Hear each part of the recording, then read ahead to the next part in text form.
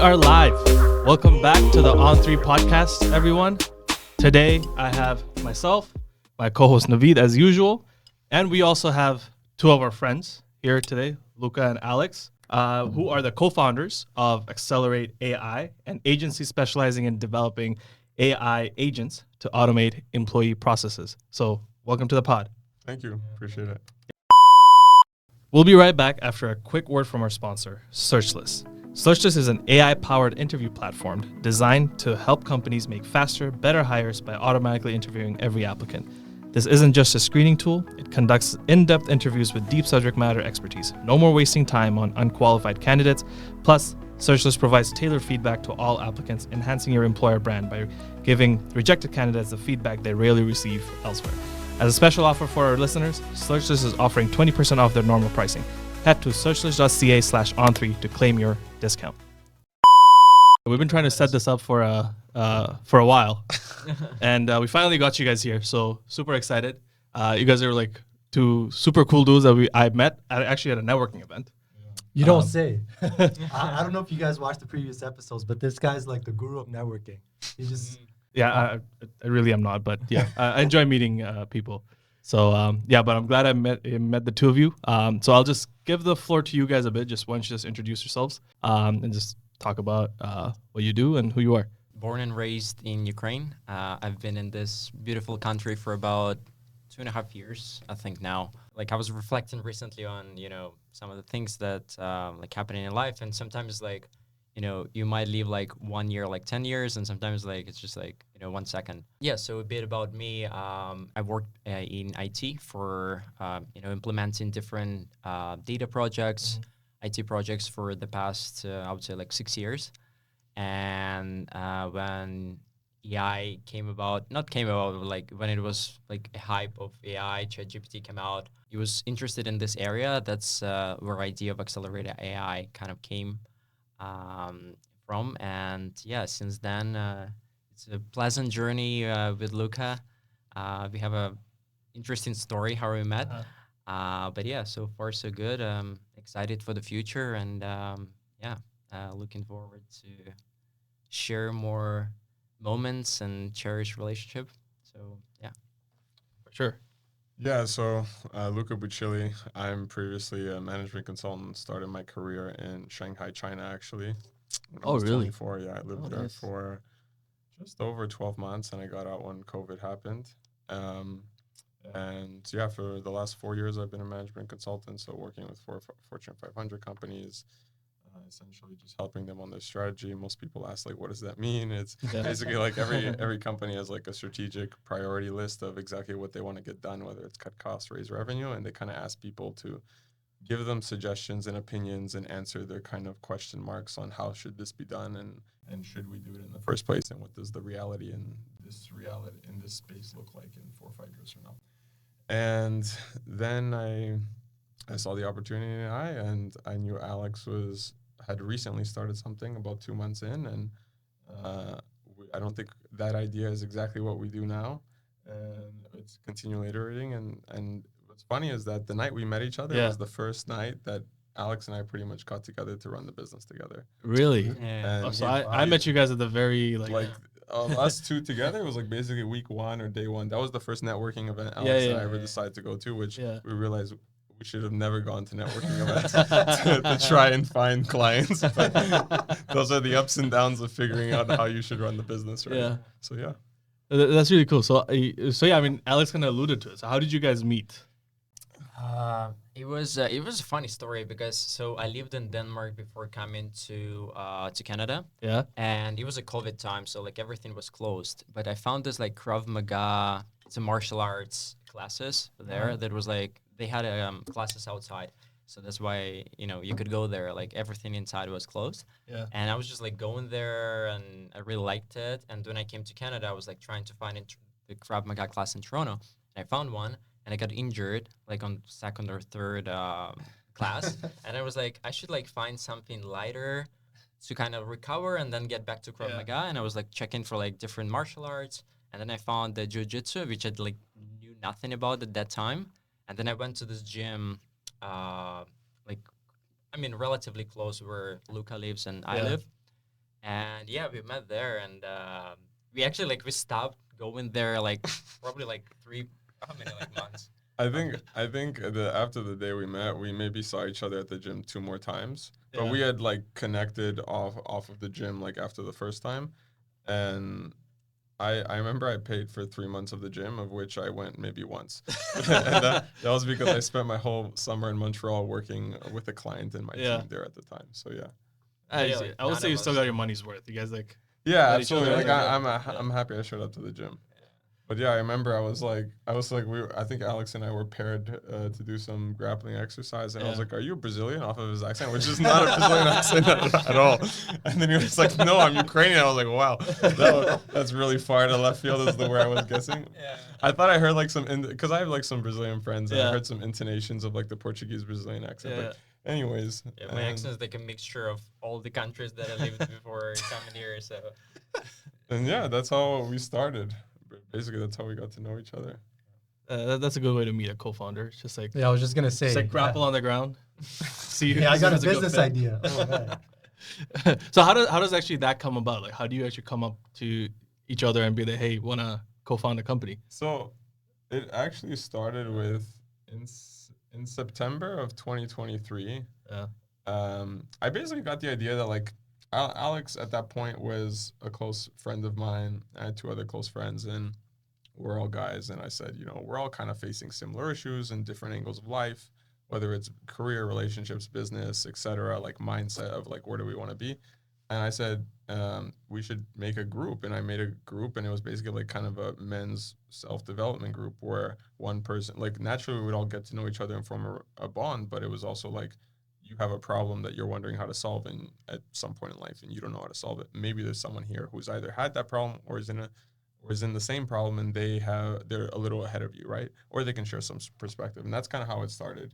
And we had and like at the beginning, everyone was responsible to bring a topic.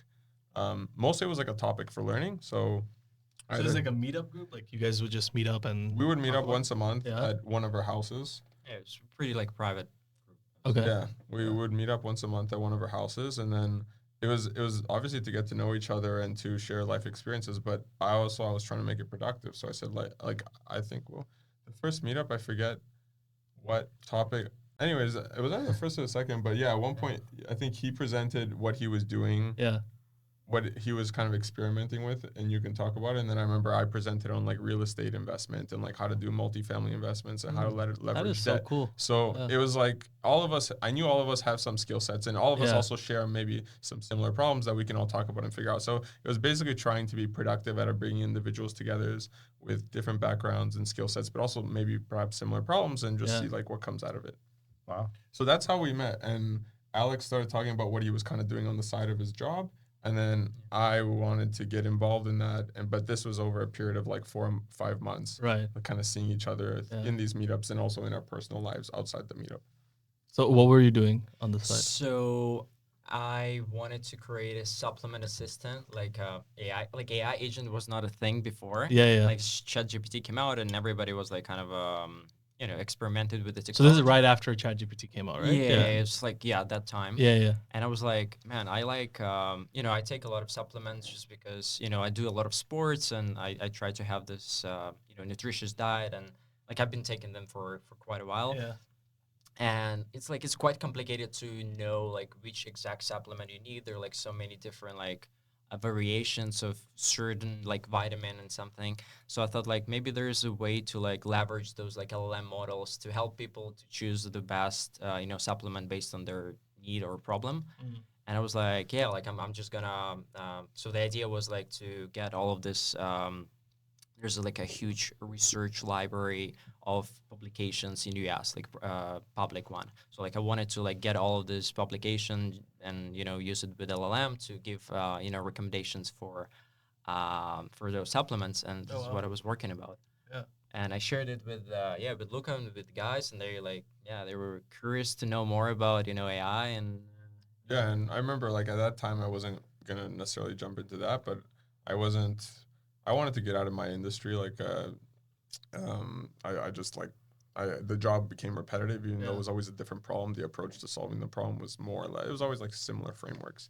And So you were in management consulting, but did you work in like a specific industry all the time? so yeah, so my company had different verticals, Yeah. but I mainly worked in automotive, energy and utilities, Mm. some aerospace, but I also did a lot of like private equity due diligences that sometimes touch random fields like vertical farming, which was something like I touched once and then I never touched again. So I did maybe like 20 projects across 3 years, and those are kind of like the main sectors, right. but I touched a lot of different things. Nice.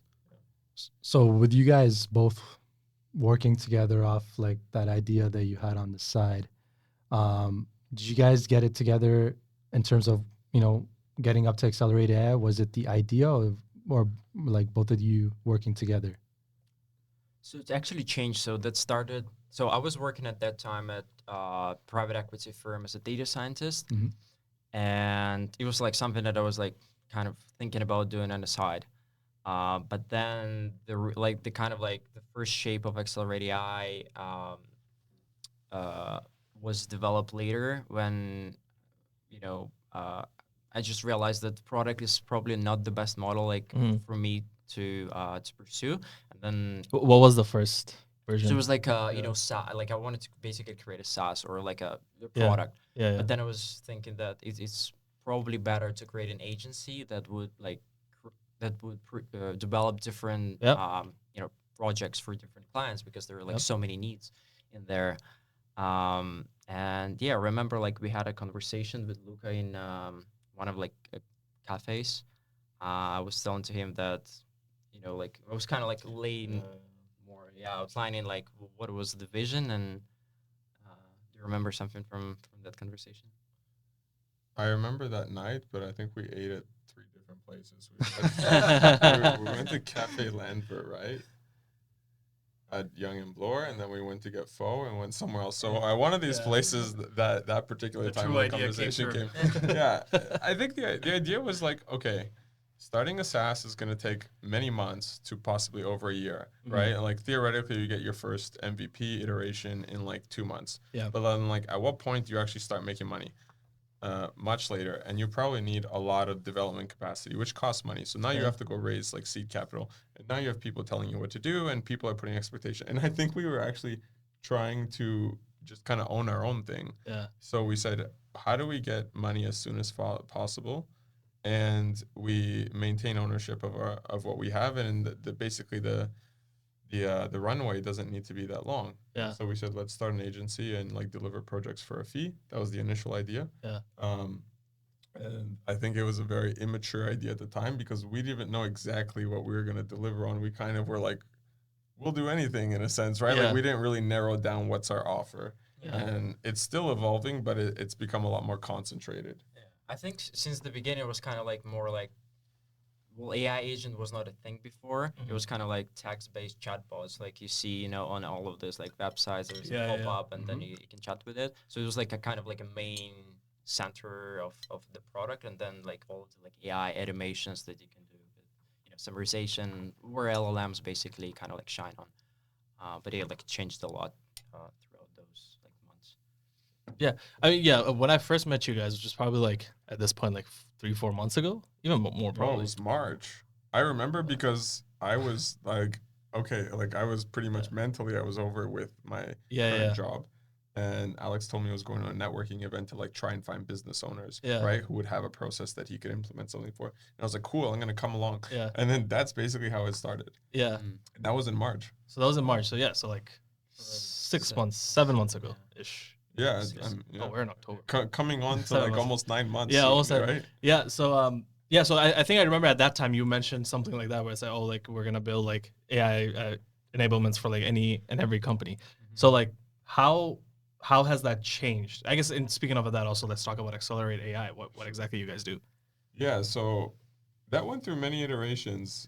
The beginning, I think, if Alex would agree, I think the beginning we were kind of just like, we'll build something for you that you need at a certain price, right? That was like very like sort of custom dev. I remember like we started like the reason why we went to this networking event because the first product or the first kind of like project that we were trying to promote is that this like chatbot for social media for coaches and educators who would have like a lot of leads, and they would have like Instagram chatbot to kind of like qualify those leads. So this was like the initial, I think like one of the first product that we developed. Yes, yeah. Or just like to keep up with fans. Like if you have a large fan base that DMs you for, whether it's they DM you for lead magnets because you said DM XYZ between quotations, or because you're just like they're kind of a content creator and an expert in a niche, and like you get random DMs of people asking you questions, and maybe in order to keep up with your following,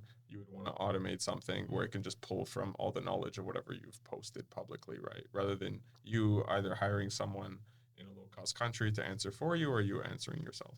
So that was kind of like the use cases of the initial idea. Yeah, and basically we were trying to like we kind of like develop something that we can show to people, and we were trying to find those like coaches and educators who would be interested in.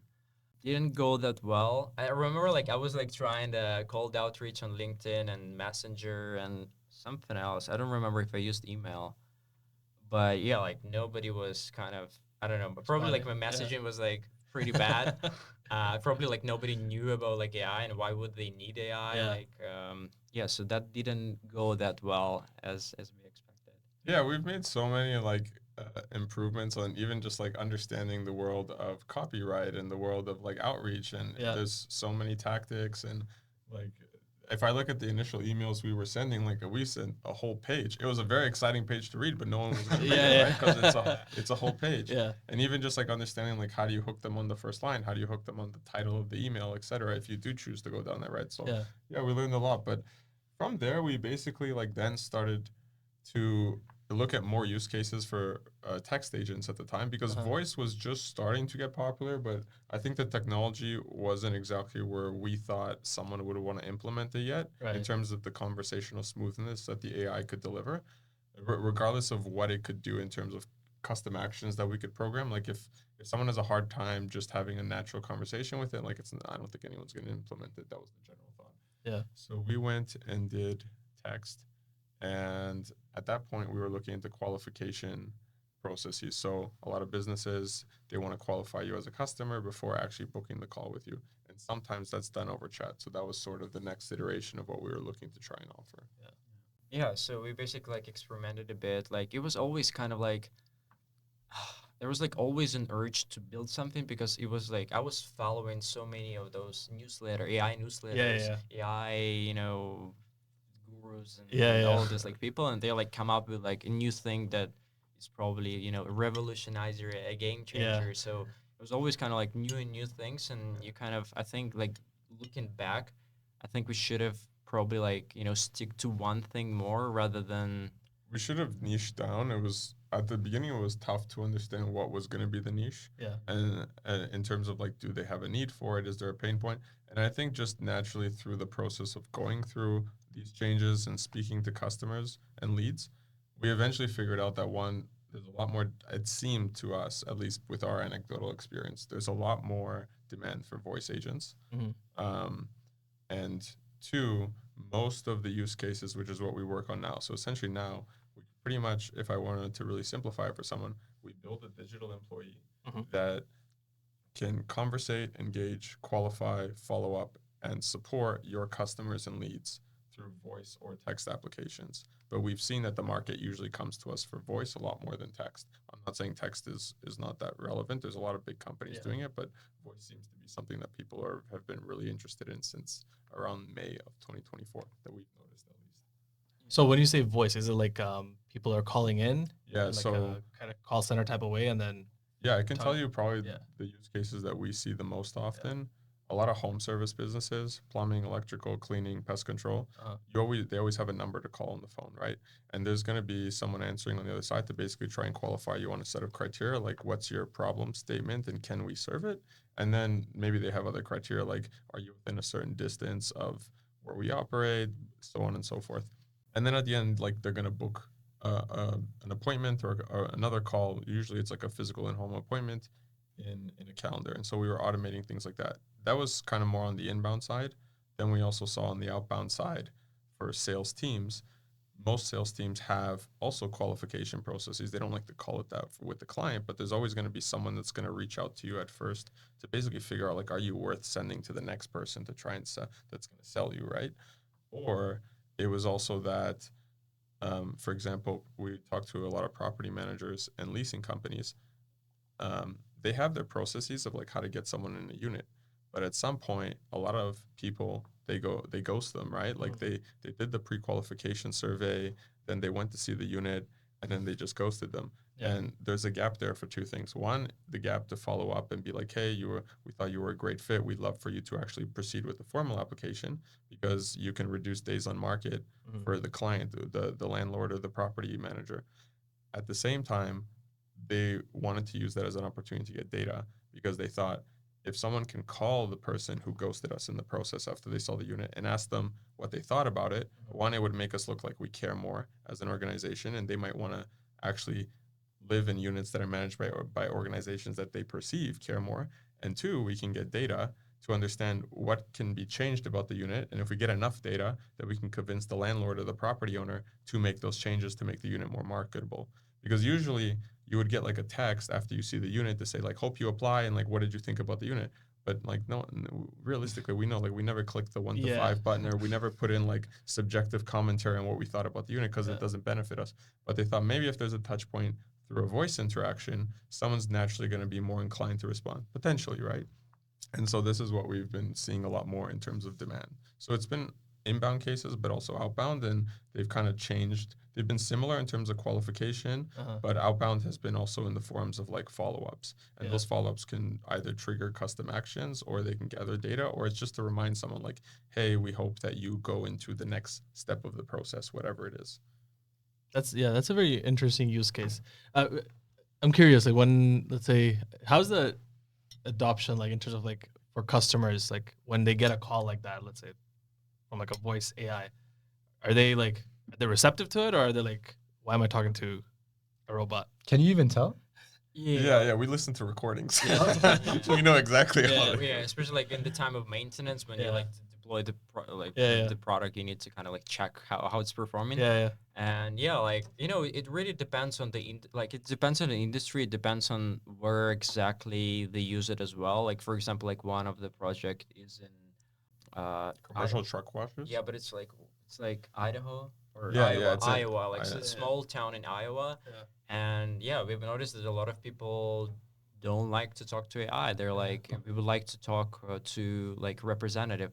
But then, you know, sometimes it's like I think they kind of like think of their perception of AI, like they didn't like give it chance to AI basically. But then if it like doesn't, if they like continue to talk to it, they kind of understand, oh, like it can actually like answer all of my questions because they thought that like it's gonna be like very static and, you know, limited, but then it answers like all of their questions.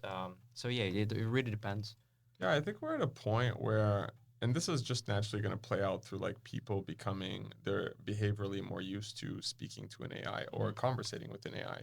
And just like we did with the phone or whatever other technology, even like the internet or like using a computer, like eventually you kind of just integrate that in your daily consumption patterns and behavioral patterns as a human.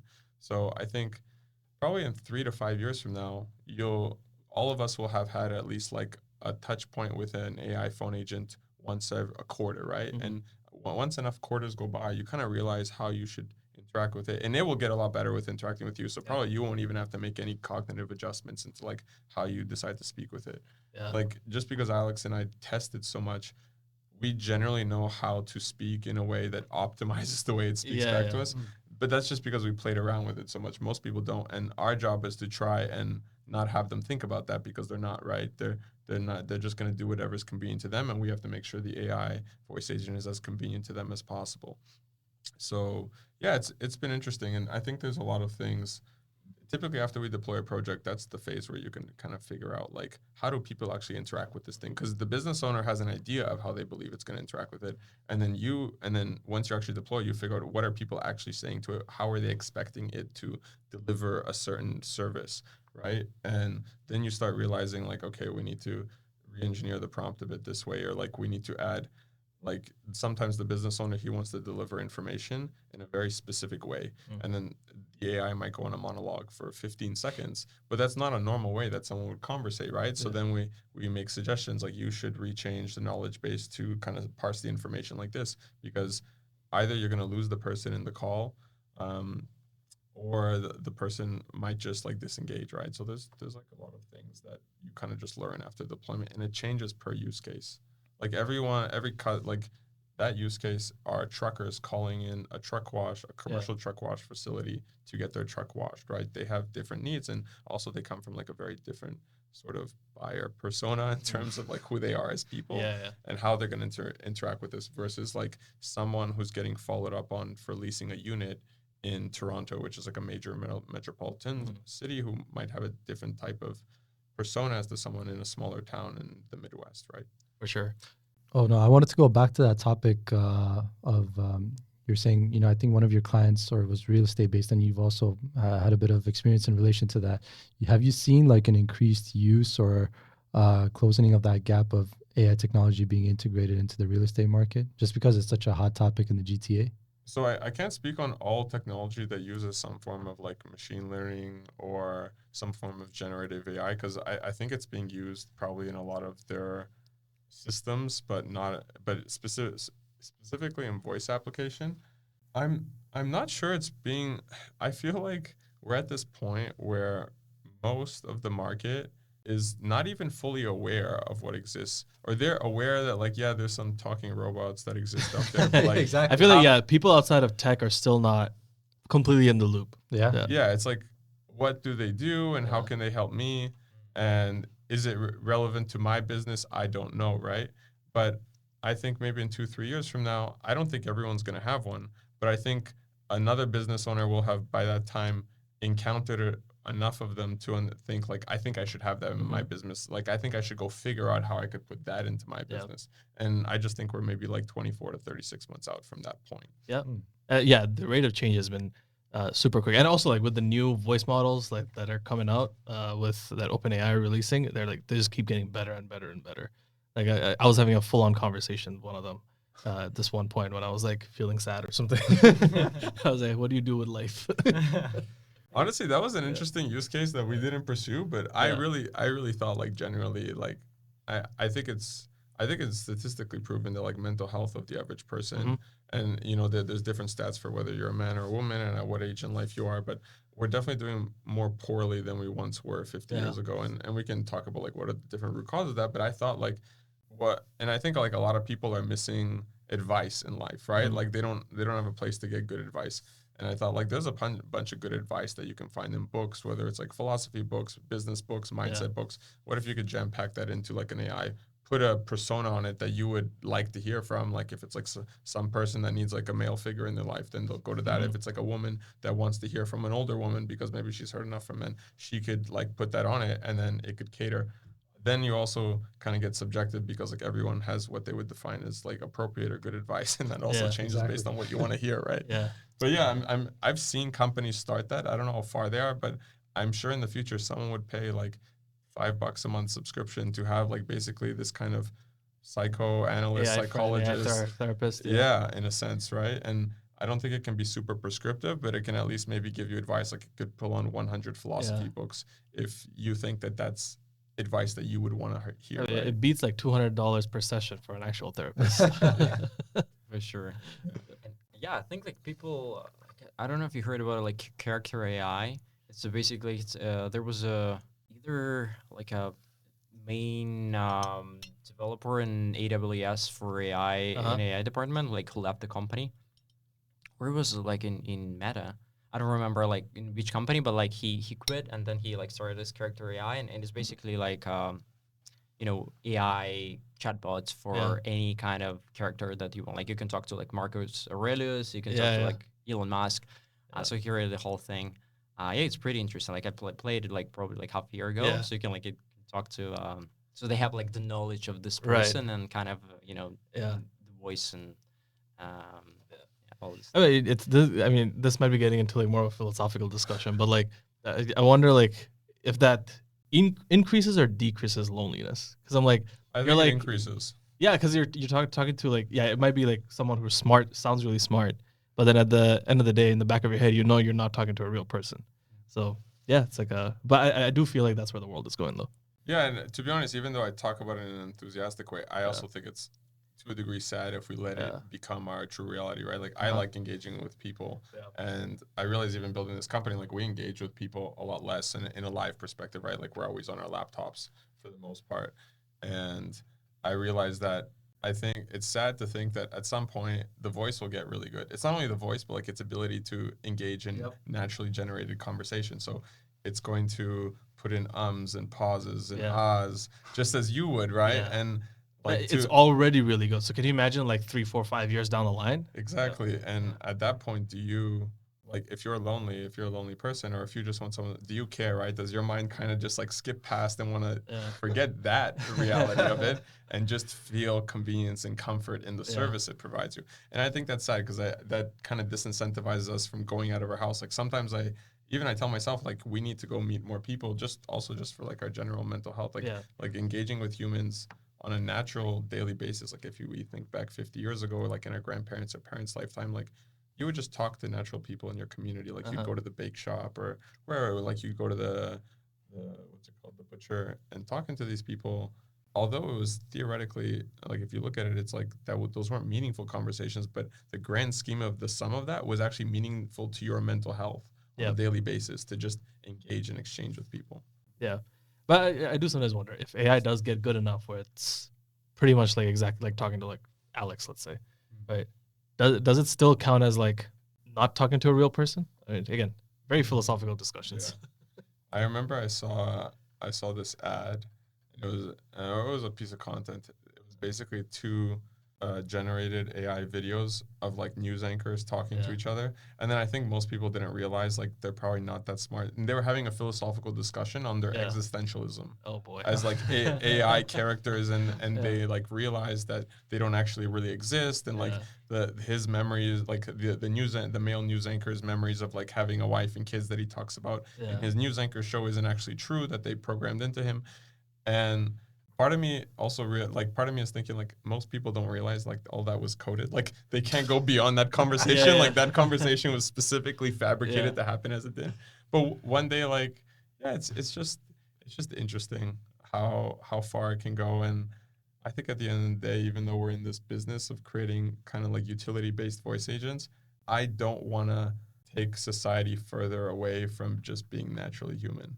Yeah. Even though we're doing it for business cases, I wouldn't want like to disincentivize people to go out into the world and connect with people. If you want to call customer support, I'm happy to make that a more seamless process for you. Yeah. But I wouldn't want it to replace your social life Yeah. or things like that, because I think that would make us all worse off as human beings. 100%. I think, yeah, the main thing where I see the benefits of AI are like, yeah, things like customer support, anything tedious, banal work that like could be replaced, should be replaced by AI. But things that are essential to human life, like being social, spending time with friends and family, those, like, if we get to a point where that's replaced by AI, yeah, that's when we're in like a Black Mirror episode. We're probably still already in one, but yeah.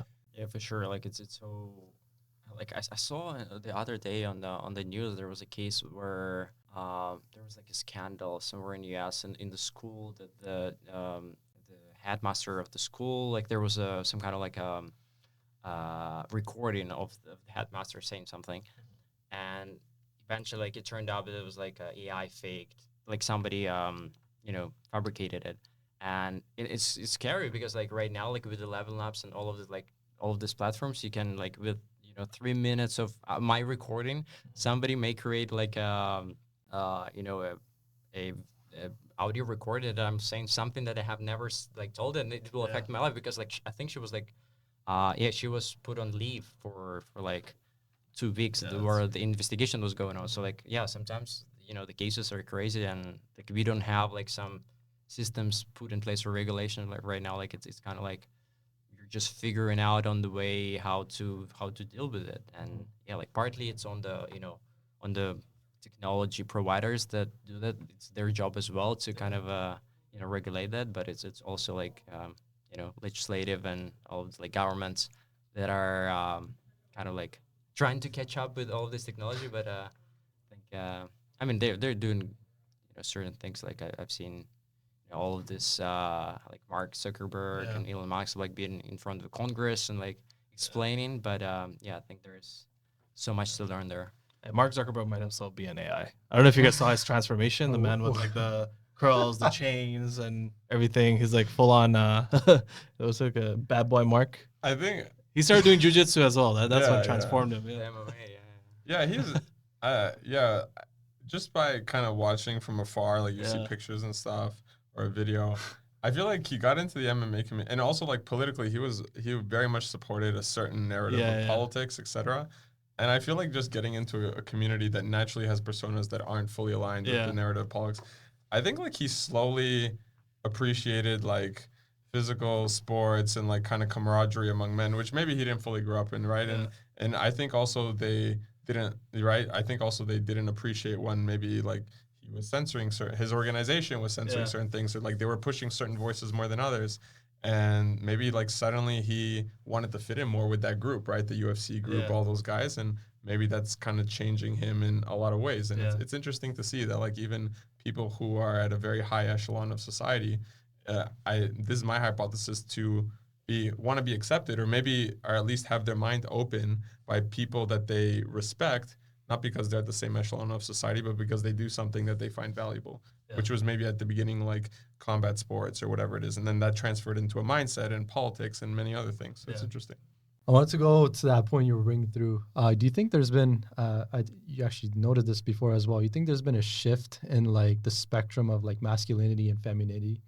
I guess like, in the recent times? Remember when we said like I'm usually the ones that gets into not these necessarily discussions, but here we go. David is just it's free for all. It's all good. I mean, I'll speak on like I'm a man, right? So I'll speak on men first. At least I think I have for the confirmation. I have some stakeholder value there. I have some equity in that discussion.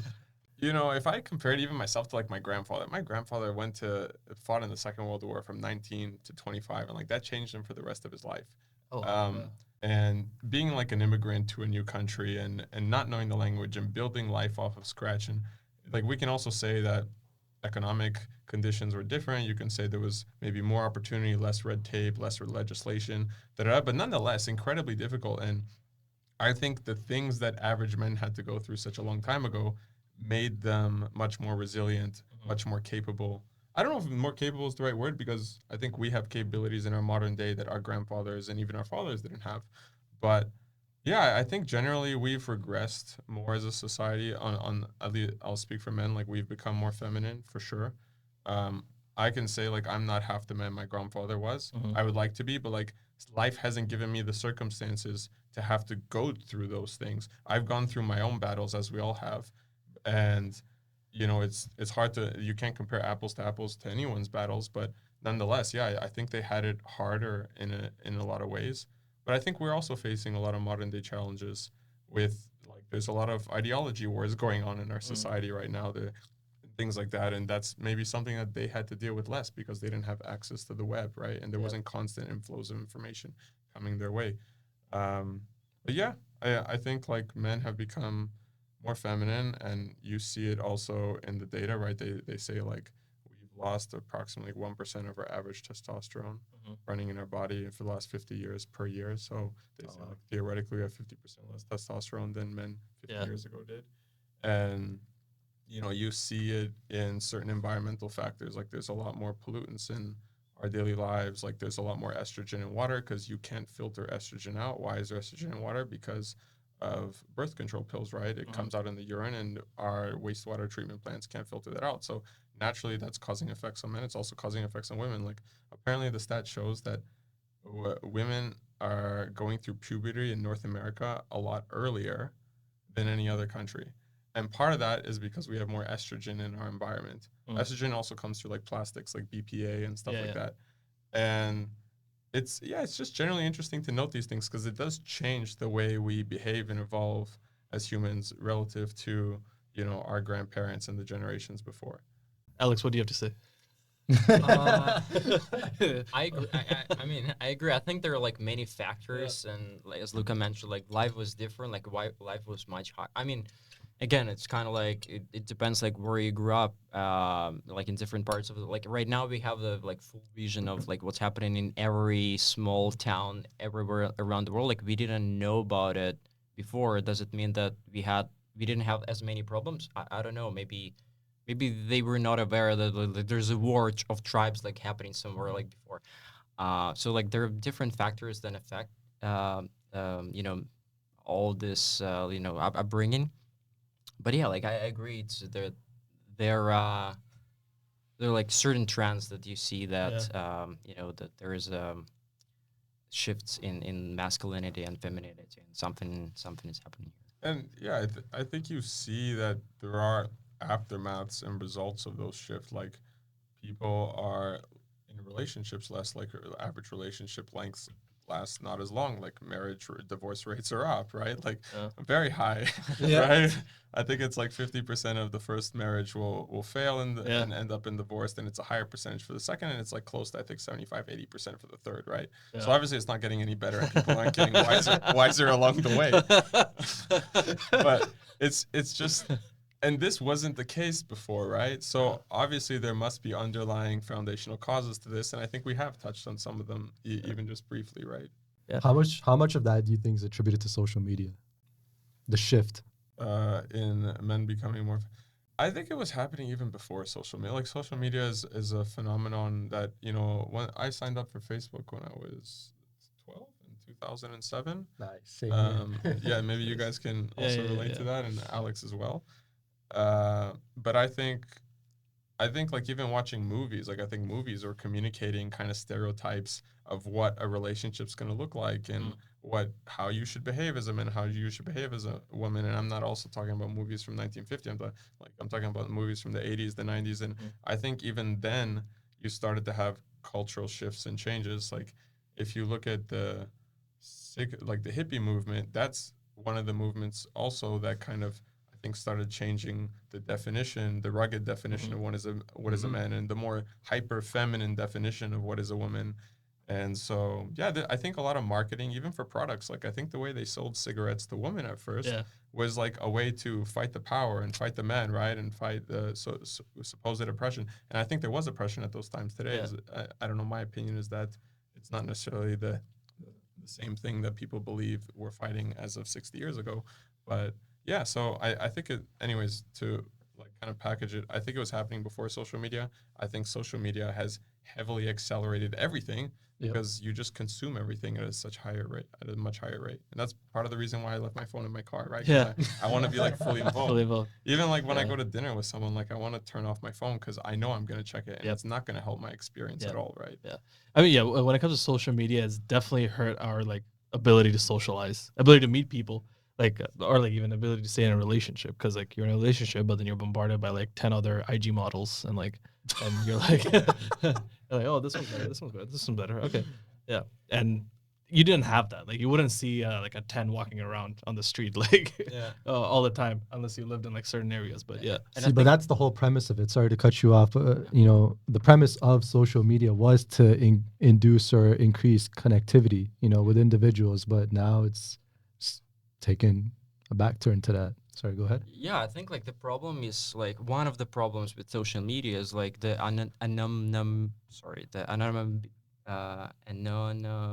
all of this is gonna get edited out. Keep trying. Keep trying. Like there's anonymity, like lack of knowing who it is. Yeah, like so many anonymous people in there. Anonymity. Yeah, that's a hard word to say. Yeah. Like, way too many ends. That there are like so many anonymous people in the social media, and then you kind of like, you receive some kind of comment of the post or of the tweet, and then it's coming from like John Doe without a picture, and you like, it affects your mental health for sure. But it's also like you wouldn't have this kind of like you wouldn't receive maybe you wouldn't receive this comment like 60 years ago, because this person would need to come out and tell it to your face, and like right now they're behind the wall. That's a good point. Yeah, so like talk to my face. I did one jiu-jitsu class. or like you hear it from you know, like everyone lived in communities back then. So there's a lot of gossip going on in communities, right? We've always been like humans always just talk, right? And you find out, but it's not like you see the picture, you see someone's comment or tweet about you. Like you just kind of hear that so-and-so said X, Y, Z about you. And then you kind of decide what action you're going to take at that point, if any. Yeah. But being an influencer must be crazy because you're like the amount of hate you get like on certain platforms, it has to fuck with your mental health. Like there's no way you're like a sane person. And I think like a lot of times they outsource it, right? Like there's someone in a low cost country replying to replies right? and ignoring other replies. Isn't that what they do for OnlyFans? Like all those like models basically have like a fucking whole team who are like responding to these thirsty Indian dudes. I mean, it makes sense for efficiency purposes, but I think throughout the course of history, with all these revolutionary technologies, whether it be the web, the internet, and then social media, and now AI, it hasn't really been a question of what the product has to give, but it's really how people will perceive it. There'll be one individual that use AI, be like, "Hey, help me with this homework," and then the other one will be like, "Hey, do it for me." Yeah, and I think we're always going to go towards the path of least resistance and convenience. So unfortunately, I think we'll always use it in a lot of cases to our detriment if we're honest with ourselves. Like we're always going to try and have our lives as easy as possible, but then that's the exact opposite of what you want in order to have a meaningful life. Like it has to be difficult. You have to grow, and growing requires to push through a boundary of yours, whether it's as simple as like reading the actual textbook, trying to understand the theory to do the question, or anything else in life. Yeah. I think I do feel kind of bad for my brother-in-law, like my sister, who are like coming out of undergrad right now, or like kids who are in high school. It's so easy to like do your assignments or your homework or whatever just using ChatGPT, and like what are you actually learning? And I don't think the education system's caught up to that yet, like on how to handle that stuff. And then when you come out of it, how are you gonna actually adapt to the real world when you need to know this stuff? I heard I was listening to a podcast episode with actually Mark Zuckerberg recently, and he made a good point. He's like, okay, like we had calculators to do like complex math, so people didn't need to like do math that much in pen and paper, but you still kind of need to understand how to do like basic calculations in your head, like because you're not always gonna have access to a calculator. Like if someone asks you like, okay, what's 8 times 12, you need to be able to like kind of compute that in your head. And I think with a lot of education and like especially with the generation that's growing up using like AI mostly to facilitate like doing homework and stuff, you're not even learning that basic compute in your head. And how do you adapt going forward and like when you get into the real world? I think it's like kind of like responsibility of people who are in this in this area, or also like teachers, to guide students to how to use this technology, because like AI technology by itself, it's kind of neutral. Like you can either use it to get knowledge, or to like you can abuse it to harm somebody. I created like the one that I discussed before with creating like MP3 of the voice somebody. So I think it's like it's up to individual, like with their, like if they have certain values and certain beliefs, like they wouldn't use it to like they wouldn't abuse it. But again, I think like it's kind of like up to teachers to guide students through like how, like what is the best way to use the technology here. Like showing like certain techniques, how it, for example, can improve critical thinking. Like for example, like for me, growing up in Ukraine, educational system was not great there. Like it was like legacy of Soviet Union. There was a lot of outdated curricula. Like it was like very rigid in terms of like there's no creativity, and I was like lacking this critical thinking exercises. And I think like if I had ChatGPT back then, of course, like I would use it to develop my certain opinions on certain things, and like understand certain concepts better. But yeah, like I didn't have this tool, so I don't know, like knowing right now that you can abuse it, would you like say that AI is bad and it shouldn't be developed? I don't know. It's kind of like it's up to a person how they use it, but it's also like a responsibility of like your creators and people know. It's the next phase of like human evolution, pretty much. Like we're getting to a point where like AI is a part of us. We're increasingly becoming more and more like cyborgs. We kind of already are with our phone. It's just the rate of transfer of information is not that quick yet. But with Neuralink and technologies that like implant chips in your brain, we're gonna become more and more like cyborgs, and maybe we'll have like a whole AI model in our heads, you know. So maybe between by the end of our lifetime. So Sure, like you see those like Meta glasses that they released. oh, those recently. really cool. Yeah, it's kind of like it's interesting in terms of technology and like it brings a lot of value, but I also see like our conversation about, you know, human interaction and, you know, Mark was saying like you can now like play online with somebody like tennis or something like, but do I want to play with somebody online? Or I mean, it's cool, it's interesting, but like I don't know if like I want my kids to be raised in the world where like they would play tennis like, you know, through those like glasses. And I think there's like this friction at the end of the day. The more we evolve and life becomes more convenient with technology, between I think if we honestly looked at the last few iterations of technological innovations that have created, you could say, more convenience in our life, but I think we've become less better off as humans from a psychological point of view and a social point of view. And so yeah, it's pushed society forward in a lot of ways because the faster information can travel and the more people have inputs to accessing information, more or less will accelerate productivity.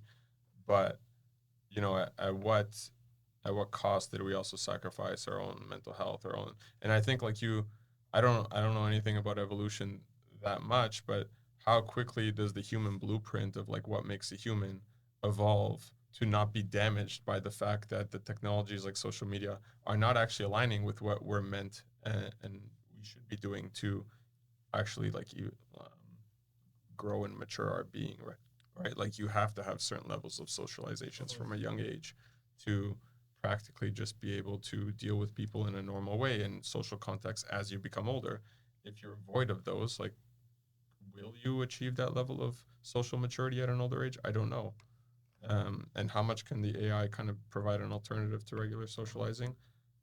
Theoretically, it could provide a full alternative to regular socializing. Is there something still there that's missing that a human-to-human connection has that AI can't provide? That's going to damage you otherwise growing up. I think so. And I think we kind of only realize it once the 10 years go by. It's kind of like with social media, like it's clear that it's not helping us, but we still do it because it's convenient and addictive, right? But in reality, are we better off without it? I think in a lot of ways, yes. Yeah, 100%. I agree. Yeah. And like I think the thing to think about is like, okay, we know we're probably not going to be better off as in terms of like the way we are as humans right now, if we keep relying on technology more and more in the future.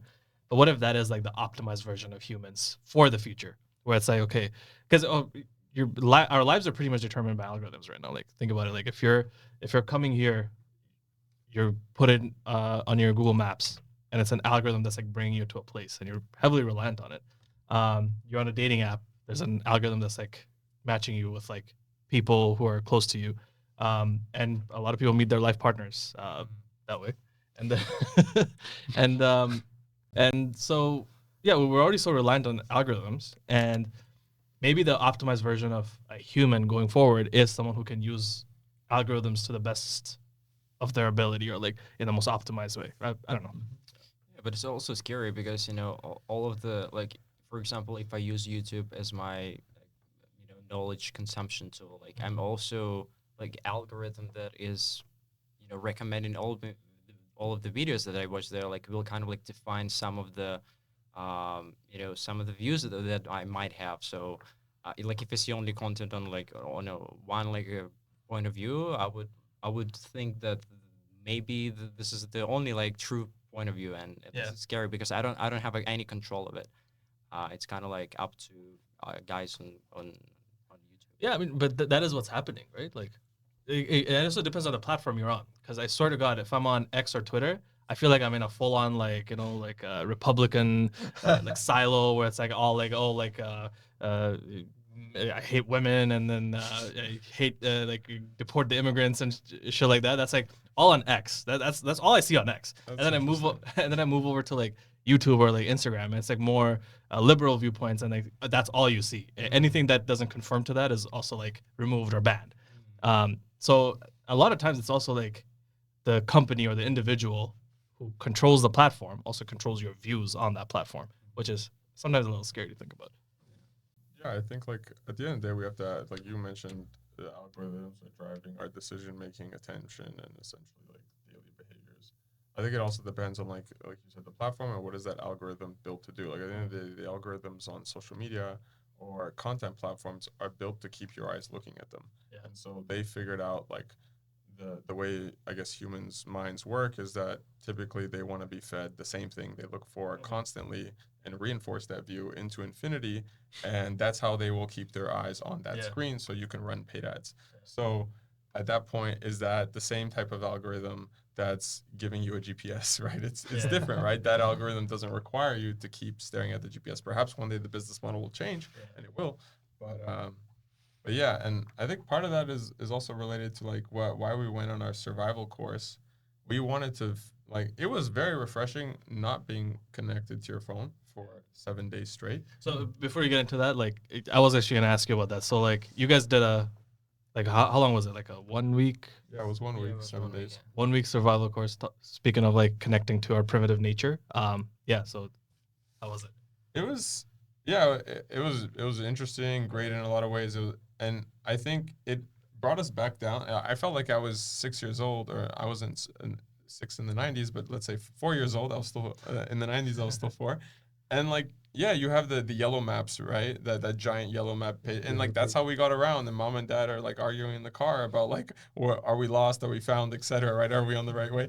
And you're going to like you're flipping through the pages because you realize like you're no longer at the point you thought you were, and I think it was just nice to come back to a reality where you don't have a phone, and so how do you operate for basic things that you would otherwise use your phone to do? And it was very refreshing. I think it was very relaxing and liberating, not from this like kind of metaphysical point of view, but just your stress level does go down. You have a new stress level because you figure out you need to suddenly develop a new capability that you didn't previously have because you outsourced it to technology, right? But nonetheless, I think I prefer that reality in the long term for my own like longevity of life and where I would like my family and kids to be, my future family and kids, relative to now and how I'm living life. Yeah, for sure. And like what I noticed for myself is like it's like those kind of environments slows you down. Like for me, for example, like, right now, like living in Toronto, is like there's such a fast pace that every day just like goes by very quickly, and you're constantly engaged and with certain things, and then like you don't notice, like you're not living in the moment. That's what it's called, right? But it was more like you just you remember certain things, like okay, like I woke up, I went there, and like I had this conversation. But like right now, for example, when you're overworked and you're kind of like, oh, like how did like 3 hours just went by, and you constantly receive certain notifications, and somebody like trying to, yeah, basically like your attention is just like everywhere. But there it was more like detoxing and slowing down environment that I really enjoyed.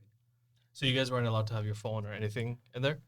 Yeah, no, the way it's kind of set up is like we were put into Crown Land, and it wasn't a fully remote location. So we knew theoretically how to go back to the main, like we knew how to go back to the main road and also to the original sort of cabin where we all met up. So what do you mean? Like, do they just like drop you in a location? Like, No, so I was like, team deathmatch. What is this? so spotted at a random location. so you drive Yeah. about 4 hours outside of Toronto, Yeah. and you go to someone's off-grid cabin. Okay. This person was running the course. Yeah. So you park at the off-grid cabin, and then you take a walk of about 5-6 kilometers into Crown Land, which is theoretically not owned by anyone other Yeah. than the government, and you're free to, within certain limitations of what you can do, you're free to basically camp there and do as you wish. Some Crown Lands are much more undeveloped than others, so they picked a location where there was some forms of paths because it was an old logging um or so anyways, yeah, it was an old like logging operation. Yeah, So yeah, they were abandoned roads, but you could Yeah. see like this is like a clear path that like I don't know, like a 30-ton truck is going to go through, right? Yeah. And there was grass growing everywhere, but it was basically just not bush. So yeah, we went there and we got rationed food. So as the days went on, you got less and less food. Like breakfast was no longer existing, lunch was no longer existing. Oh, he's just shaking his head. It was something that I was not prepared. Should have Man was like starving the whole time. I was like, Yeah, and then like every day you had to learn about certain things, complete certain tasks. And yeah, I think the biggest task was essentially you had to build a shelter by a certain period of this week, and you had to live and sleep in the shelter, which we did. And I remember like we barely slept most nights, and Yeah, because like you have to keep a fire the whole time. it was like middle of August, right? Yeah, middle of Middle of August. August, and like it was getting like pretty cold at night. Yeah. So in order to, so you kind of like decide you either sleep or you keep yourself warm because you need to have a fire going, and then like you need to put logs like every, I don't know, 20 half an yeah. hour. Yeah. Out of curiosity, was it just all males? No, actually, I don't know what the real split was, but like if I just off the top of my head, it was probably like 60-40, 70-30, something like that. Yeah, it was interesting. You know, definitely the people there. Like I think we were maybe only 20% of the people there were from the city. The rest were from either smaller cities, Yeah. like Cambridge or something, Okay. or they were from like very small towns. So yeah, it was interesting seeing the kind of demographics. So were you and guys like stereotypes of together people with that like go. all these other people, or just like the two of you and then other groups that camped in their on their own or like moved on their own? So we were all brought to this kind of location in the Crown Land, and then we had to pick teams to essentially do the task, build the shelters. And Alex and I went together, and everyone picked a team of up to about 4 people. I just remember like on the last day there was kind of I don't know how to call it, like challenge or exercise where you need to go to a certain position in the forest and you need to stay there until like you hear a honk from the It was like, in the middle of the night, so it's pitch black. yeah. Oh, They called it a vision quest. Yeah. Yeah, they called it a vision Yeah. quest. You can't have a flashlight, so you Yeah. stand there and you kind of like, you know, face your fears basically. Yeah. you didn't count any wildlife though, right? In that quest. Well, you could hear wolves like howling there, and there were bears. But I think what they mentioned is like there are a lot of hunters, so that's why like they don't know that Alex like cannot protect himself. Like he's just like They don't know they that can we have hit a him. rifle, right? Yeah, like, yeah. unless they come close enough and you don't fire a bullet in the air, like they're gonna realize you don't have a rifle, so there's nothing to be scared of because they'll smell the gunpowder and that's like programmed into them to realize, okay, that's danger, right? Yeah. But yeah, I remember when we were there, like they told us we were around this lake and they told us like the wolf den is on this side of the lake, right? So one, like don't go there, and two, it was interesting. Just they explained like what the difference between how an omnivore and a carnivore thinks in terms of prey, and they were explaining like they were also just saying the wolves generally like they've been so accustomed to humans that they would probably normally have gone around the perimeter of the lake to go where they need to go, and now they're going like many kilometers around us, like a much wider circle because they're naturally scared of us. So they said like for the most part you don't have to be scared of wolves approaching you, but they said in general, I remember an omnivore, if it comes in contact with you, like a bear, a black bear, I mean brown bears are also omnivores, but I think a black bear will for sure try and eat you no matter what.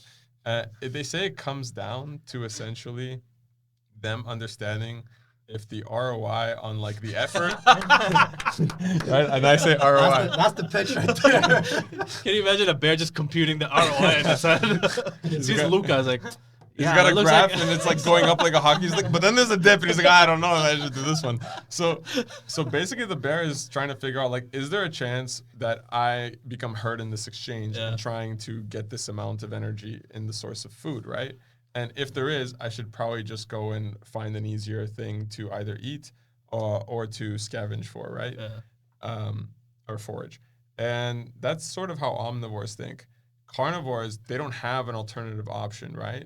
So the carnivore, even if it thinks there's perhaps a chance of getting hurt, I think if it's kind of like over the 50% mark, it's going to go for it because it has to wait till the next time it finds something. And that might not be for 2, 3, 4 days. So it needs to eat, right? It needs to take every opportunity it has. So and obviously wolves, I think, are more acclimatized to the human smell and they're naturally more scared. But they were saying like, if you ever have like a cougar, a mountain lion, like that thing is going to hunt you, right? Like they were explaining this, and it like wolves won't really attack you unless they're in a desperate situation, such as it's a lone wolf and it's not within a pack. Therefore, it doesn't have optimized ways of hunting because it's not in numbers and it can't execute tactics.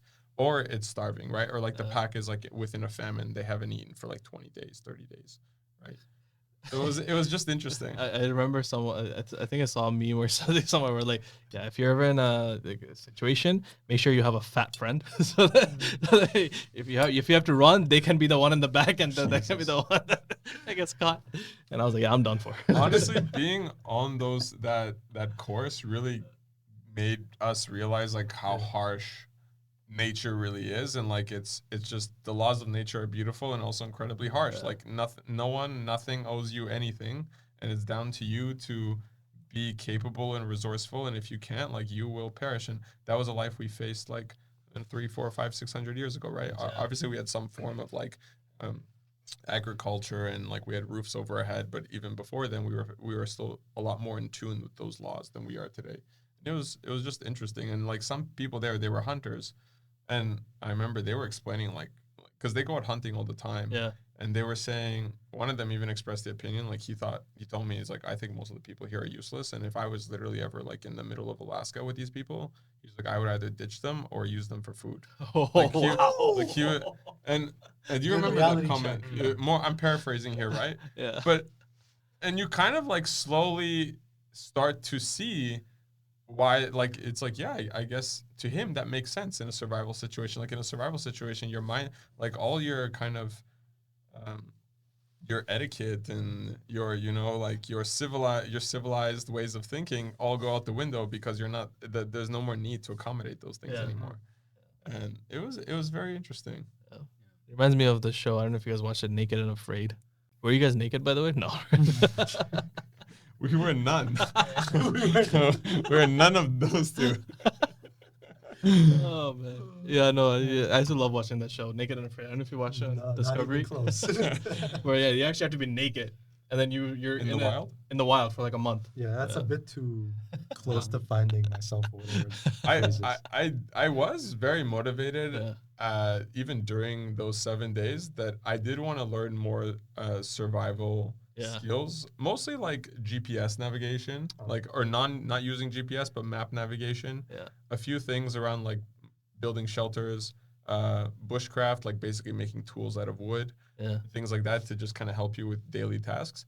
Because eventually I found out that like some people, they do it as a hobby. Obviously, once they get skilled enough, they get dropped off somewhere, and their task is that they need to go back to a main road to get picked up. And I think that's like an interesting kind of challenge to yourself, right? And you can definitely pack enough food for 8 days to make it through, but it's just like you're gonna encounter different types of terrain. You have to navigate it, and you're kind of just left to your own to kind of complete that challenge. And I found it very like interesting to want to pursue one day. What was the most fun thing, and what was the most challenging thing you guys learned throughout that week? Anything fun? Torturing ourselves. Alex was dying, starving. That's what I can remember. The fun part was honestly just knowing that like we didn't have any major arguments. We didn't have any like friction between us. We just did what we had to do. I think it was just fun. Like, to be honest, we weren't happy for most of the trip. Yeah, right. Go figure. So at one point it was just like us telling that we're happy that we're on this journey together. Like, if anything, that was the most fun sort of moment, or the most positive moment I could remember. And going in the water, like everyone likes going in water, and when we would like go swim in the lake, when we would have it's very beautiful there as well. Yeah. And then difficult, you said? Yeah. Challenging. I mean, I think, like I kind of like. Just to tell one thing apart that I just remember is that, you need to be prepared, like in terms of gear as well. Like you may be, skillful, but like you don't have a filter to filter water. Like what are you gonna, like you can build a shelter, like you can do so many things, but what I like kind of noticed for myself is that, it's been challenging because of that. Like we didn't, like me and Luca, like I didn't have a knife basically.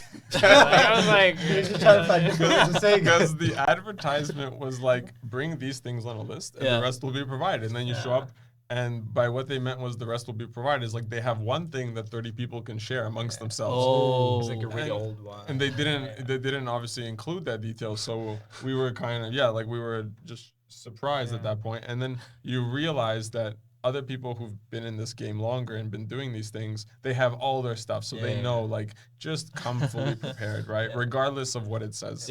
So many devices and everything. And like one guy, like kudos to one guy. Like he gave us the filtered mechanism. Yeah. Otherwise, Okay. like the alternative would be like to put bleach in your water, Water. to purify it. And Was it in the form of a pill? no, it's like They just had either two pill liquid. or okay, okay. it wasn't the bleach that you're gonna like clean with, but it's another form of bleach. But yeah, it was either liquid Yeah, like or pill. I know those. Yeah. And none are like ideal, right? Like Yeah. I mean, you're slowly killing yourself with one, but in surviving, and the other one maybe you just die within a few days, right? through a virus. So you obviously you're gonna choose the former, but Yeah. it's not ideal either. Yeah. But it was kind of like challenging to do everything. Sometimes like without like proper Equipment. So you guys did it in like hard mode, basically. Yeah. First time doing it, and also with no equipment. I mean, nobody like kind of forced us. So Yeah. like you could choose, for example, to build your shelter in one day and sleep for the rest of the week. Like, we But took that's a bit like long- running your whole company on an MVP, and we didn't want to. We didn't want to do that, right? properly. So we waited. Like I was like, I'm happy to build this thing for 3 days, feel that it's robust enough to Yeah. not be very uncomfortable, and then let's sleep in it rather than like get it done in day one and then just have like a terrible sleep, because you saw it. And the other interesting thing was like, it becomes eventually challenging dealing with people. Yeah. And it was really interesting to see the social dynamics of a closed environment with 30 people, and you see each other every day, and you're in the same circumstances, and you slowly start to see like cliques form. And it's only like less than 7 days at this Yeah. point, right? And people, and you kind of like, it was interesting to observe from a humanistic point of view, because you see the real human come out of everyone. And Yeah. who are we? Like, we're very selfish. And we also only gravitate around useful people. Like we only gravitate around the people who know how to like chop wood, who know how to like make a spoon out of a wood carving, because Yeah. that's gonna make life more convenient. Or the person who knows how to fish. Like one guy, he was a hunter. He at one point did not want to like do any more of the exercise. Like he was done. And I'm pretty sure he's done these time over and over just by Yeah. being out in the woods himself. He went to catch a fish, and then like suddenly everyone became his friend. That fish, right? And it's crazy. Like it's funny, but it's crazy. Like that's how we are as human. Like we Yeah. gravitate towards the real productive providers Yeah. of society, and you see it in the modern day. But it's so interested in seeing it in like a very primitive Yeah. example. Yeah. That sounds like it's a lot of fun. Yo, we gotta do something. I was just gonna say, I don't know if that was the objective of our episode with you guys, but I'm sold. So we gotta get that going. Whose idea was it to do it? Oh, it was Lucas. Like we were talking about it, but I think like I made a decision when there was a power outage in Toronto. Yeah. I was like, man, I need Yeah. to do Oh, I'm something back like- in the 1980s, Yeah. 1900s. Yeah. I was like I wanted to originally do it with the whole group of guys, but Yeah. it's harder to coordinate 7 days with Yeah. 4 people that have their own lives going on. But yeah, I just thought like I looked at it as a bonding exercise at first, and then I also thought it would provide us a useful skill set and a good experience. And then after that power outage, Alex just randomly brought up the topic in our conversation, and that day I had spoken with it to someone else, and someone recommended 2 people that run courses to look into it, and Yeah. then we kind of basically booked it within 24 hours. Like we picked a person and we booked it, Oh, and that was it. yeah, that's good. So I guess it's Alex came up with the idea. Oh, Well, it was like Luca. You Yeah. furthered the idea. Yeah, Yeah. I think like I was like now is the time, and we Yeah. kind of like it was like somewhere in the future, but we Yeah. like defined it, and now is the good time to go. And Okay. like you don't want to go there like in October or November. yeah. I think we were like kind of already Yeah. cold in like in the middle of August. Like, Yeah, so when it I was, first like, suggested it, like I wanted to go in the summer, and then we decided to just camp with our other Yeah. 2 friends. And then the power outage happened, and Alex was like, "Do you want to do this thing now?" And I said, "Yeah, I mean, I don't know anyone else that wants to do it, so so I'm glad you want to do it, and let's go." Yeah. It seems that you guys are pretty willing to put yourselves in uncomfortable situations. Literally. Yeah. We try to, and Yeah. I think it's like what makes us better. Yeah. I mean, am I more marketable as a person because I built a shelter and a fire and slept in it? Like, I don't. Hell yeah. I don't think so in this metropolitan city, right? But I think all those experiences are good, and I think you always have to. I think I tell myself like, always just try and go towards the path of friction and difficulty. And I'm not saying like invite unnecessary difficulty in your life, but like challenge yourself, because you're always going to wind up better no matter how uncomfortable or how much you second guess your ability to accomplish the task or the challenge, right? Yeah, for sure. And does that because I know when I was talking to you guys, like you guys mentioned you travel a decent amount, or like you mentioned you've lived in a few places. You also have lived in a few places.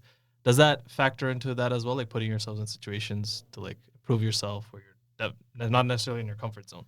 Yeah, like for sure for me, like it was always, I think like some people see people like, living in different countries on social media and think there's like, ideal life, but like nobody kind of knows of like, struggles of like coming to a new place. Like for me, for example, I can speak my experiences is like, it was always like kind of hard to, when you move to somewhere, like you don't have like social network, you're kind of like new, you're trying to figure out like social dynamics, like, certain things within the country. And it's like, it's always challenging. And I think, but you kind of like, you have this urge to go there, like, even though you're kind of like aware of the challenges, but like you still make this like first step. And like, I never regret it because like I learned something somewhere. And probably like if I stayed my whole life in one place, I wouldn't have those experiences. But there's like definitely like challenges associated with um, being living in different places. But it's also again, yeah, I think like I kind of like probably like develop this mentality that like I'm willing to go to this challenge. Like I've been through it like many times, and I kind of like know that I have enough skills to to withstand like certain challenges that come along with those experiences. I don't know if Luca. I think when I lived in Shanghai, China, like life was more convenient than it is in Toronto, frankly, with just the amount of infrastructure they have and the quality of it, and also the digital integration of services. So it came with its challenges of like trying to get around.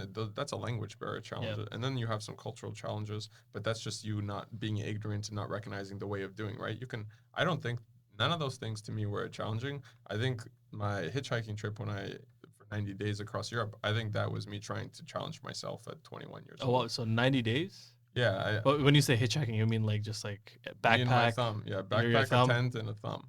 Oh, wow. Good thing I have two, just in case. one went out of commission, but yeah, that's what. So it how do you was. make sure you're not being picked up by like a serial killer or something? I was kidnapped at one point, but for for a very small period of time. And how small? During the trip? Yeah, it was like maybe a 4-hour experience. So How do you get kidnapped for 4 hours? I'd love to. it wasn't bad like kidnapping, it wasn't forceful. It was. All I can say is like generally that trip taught me so much. The reason why I went on that trip originally was because, when you grow up, your parents. I'll speak for myself. Your parents, they tell you how life works and how human beings are and da da da. And after a while, if it's not the best or most optimistic view on it, you say, I want to make my own opinion of the world. So I'm going to throw myself out into the world and see what humanity brings back to me. And it brought back a lot of beautiful and terrible things. And so that was kind of the original reason as to why I went on this trip. I just wanted to throw myself raw into the world and see what I would get back. And I don't know if it's the best decision for everyone, but it's something I chose to do at the time. How did that experience happen? I was on the side of a highway in Calabria, which is just like the immediate province. They call them regions in Italy, but the immediate province in Canadian terms, just above Sicily. And it was a very hot day, and Mom told me to bring a hat on this trip, and I said, I'll be fine with a bandana. And the bandana did not have the same insulating capabilities against UV rays that a hat would have had with a bit more fabric. And I essentially thought I was going to pass out of heat stroke on this highway. And at one point, I was like dangling my body off the rails.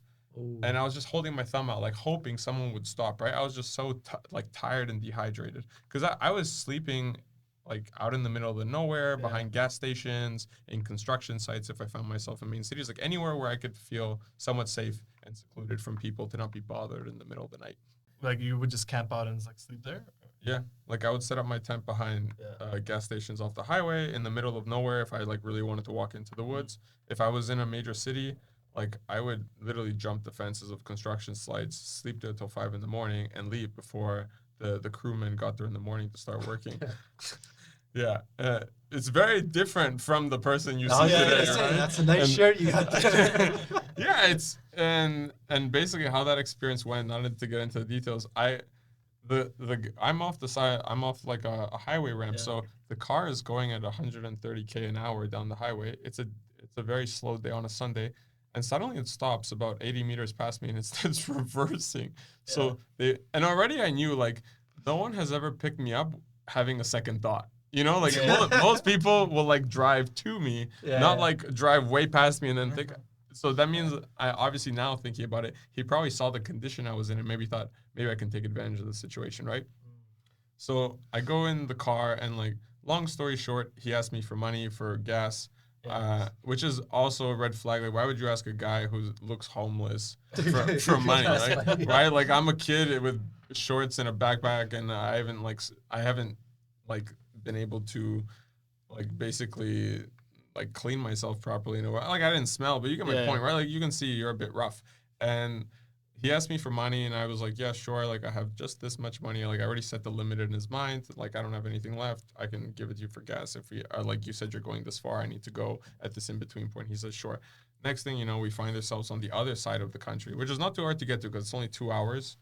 And then like slowly he gets out of the car because he's like, I'm gonna drop off some documents. And I say, sure. Then we get back in the car. And there was a lot of awkward exchanges between these times. And at one point I say like, I'd like to get out of the car, right? Because he actually asked me a very awkward question. He goes, do you have anything on you that I should be worried about?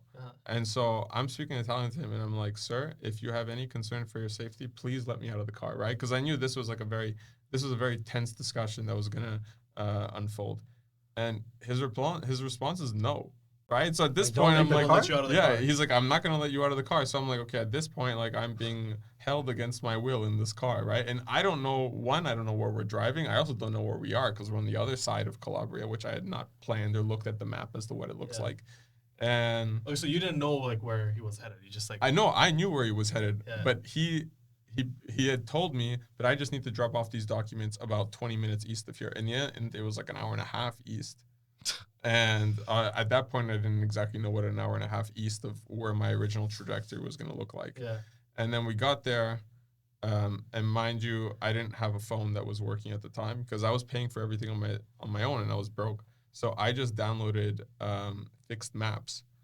And I had a giant map of Italy.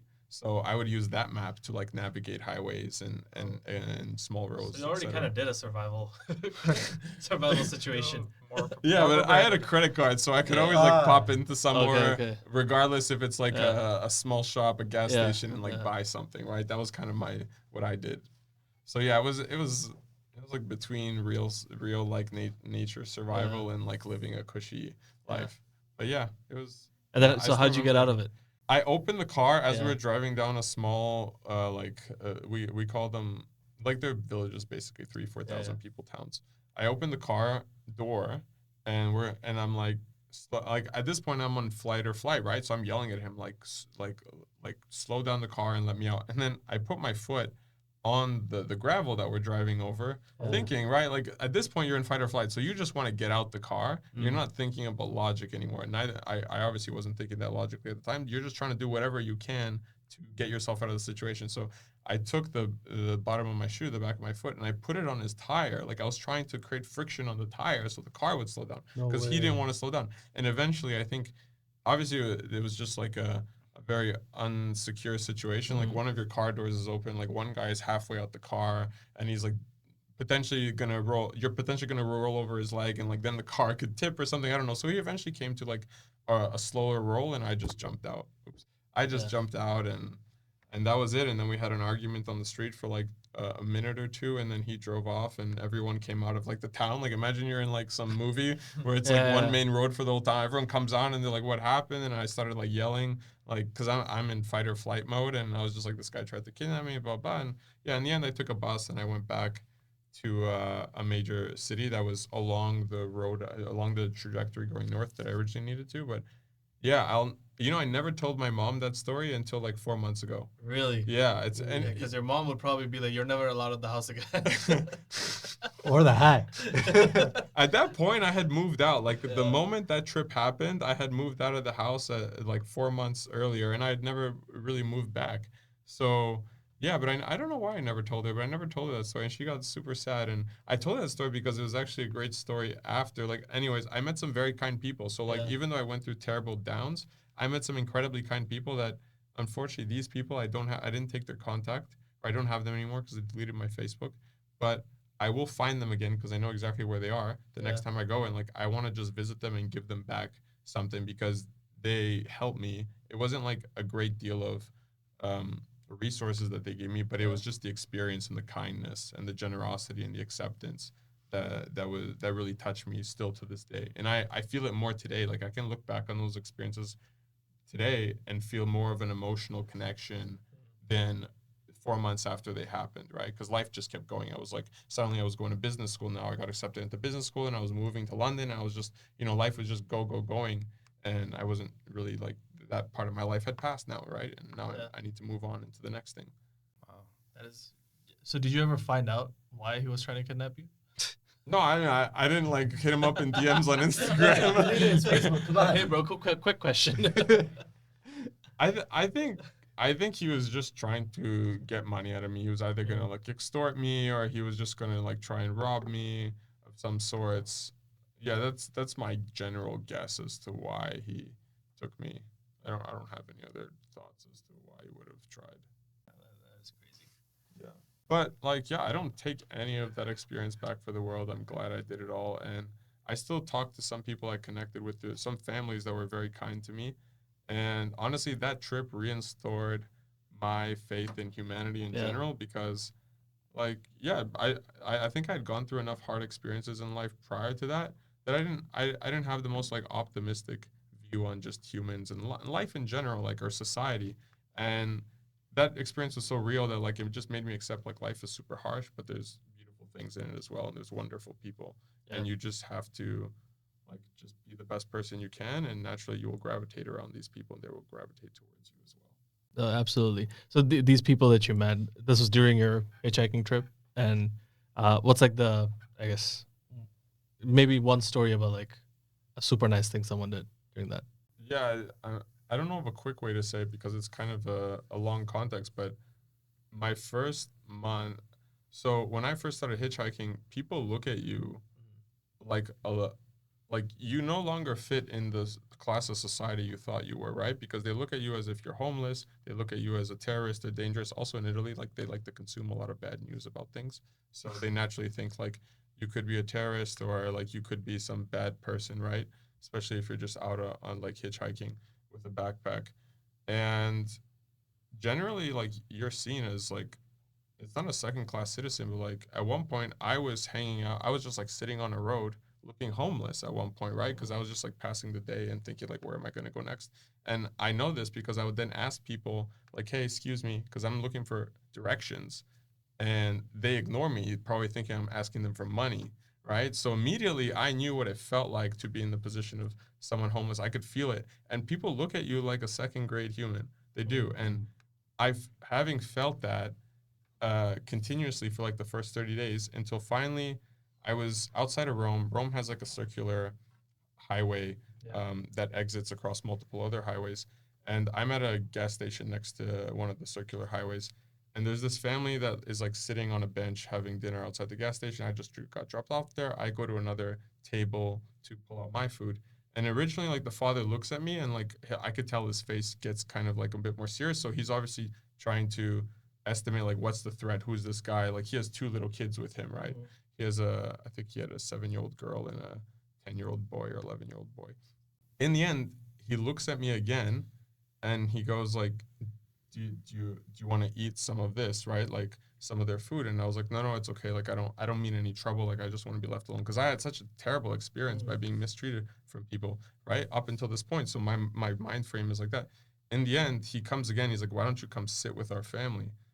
And that really touched me at the time, because like no one was like, I can't, like no one knows I'm some kid from Toronto that like lives comes from like a middle class family and is going to a really good business school after this, one of the best in Canada. Like no one knows that. No, everyone just knows I'm some kid with a backpack who hasn't showered in 4 days, who looks a bit rough, right?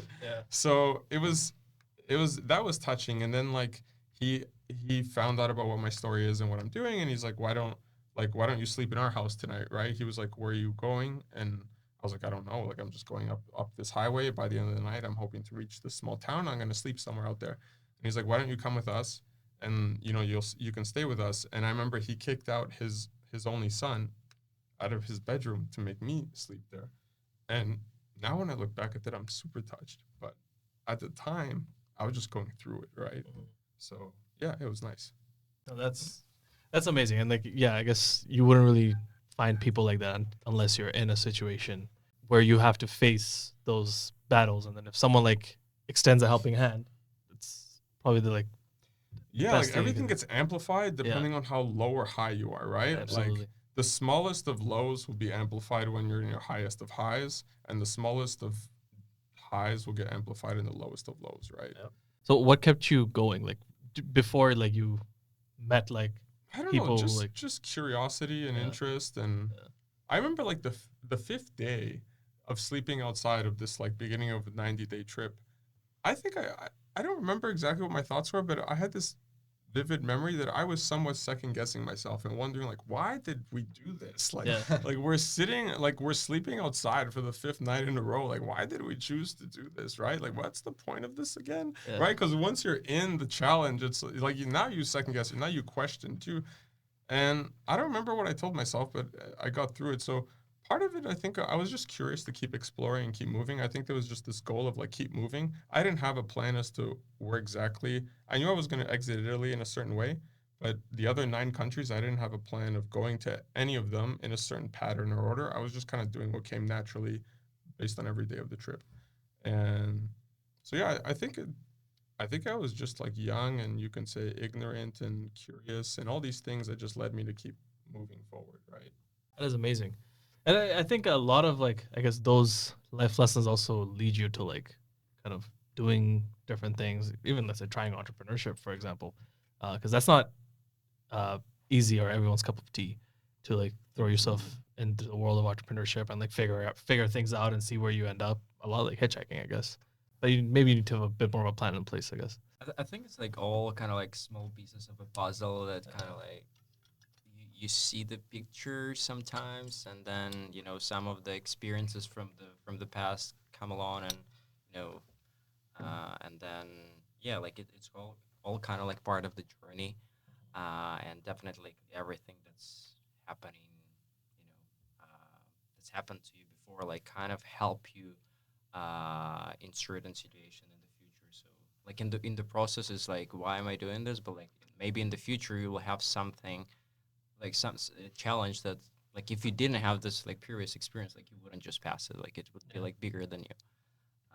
So yeah, but with entrepreneurship, yeah, I agree. It's kind of like it's a whole new game, and there's a lot of responsibility and a lot of things that you cannot prepare for. Like I think it's you just like start like you stood on this path, like I stand on this path, and then you just figure out a lot of like I'm the person who like to be prepared.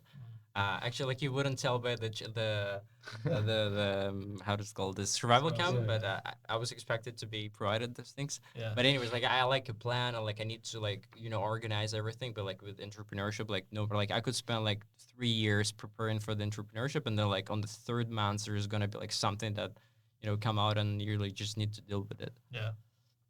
Yeah. So one thing, at least related to that, I realized like it's always better to just start. Um, Having said that, I think we also learned at what we could have done differently, and therefore we would have planned better, right? But if you never started any kind of initiative in an entrepreneurial way, there's no point in planning for 3 years. Like you're not going to get anywhere, and the plan is no longer valid after a certain amount of time because externalities change, the world changes. But definitely, there was a few things, like at least on the sales system side, that we didn't originally have a plan. Well, we had an idea of what we were going to do.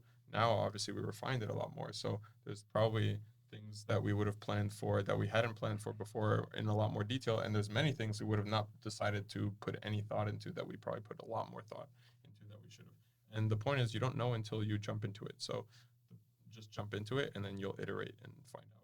So we were talking about appreciation, and kind of uh, feeling that appreciation that like you don't necessarily feel and start off. What's something you guys appreciate about each other? Go, I actually have to think.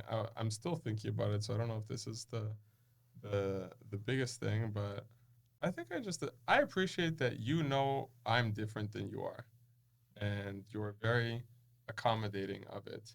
And I also think that's what makes us valuable for each other. But I think there's a lot of times where we could have gotten into a lot of arguments over some completely petty and small things that are totally useless. And we would have like probably lost our friendship, and this business would have dissolved a lot sooner. And we would have looked back on it and be like, oh well, I guess there's something in my life that I lost, but whatever. Like life moves on. But yeah, I think yeah, like we haven't gone there, and I think that's because you've been very understanding of who I am as a person and always listening. So I think that's something I appreciate about you. Thank you. I think for me, it's kind of like all of these experiences of me like living in different countries and moving, throughout like the past 7 years.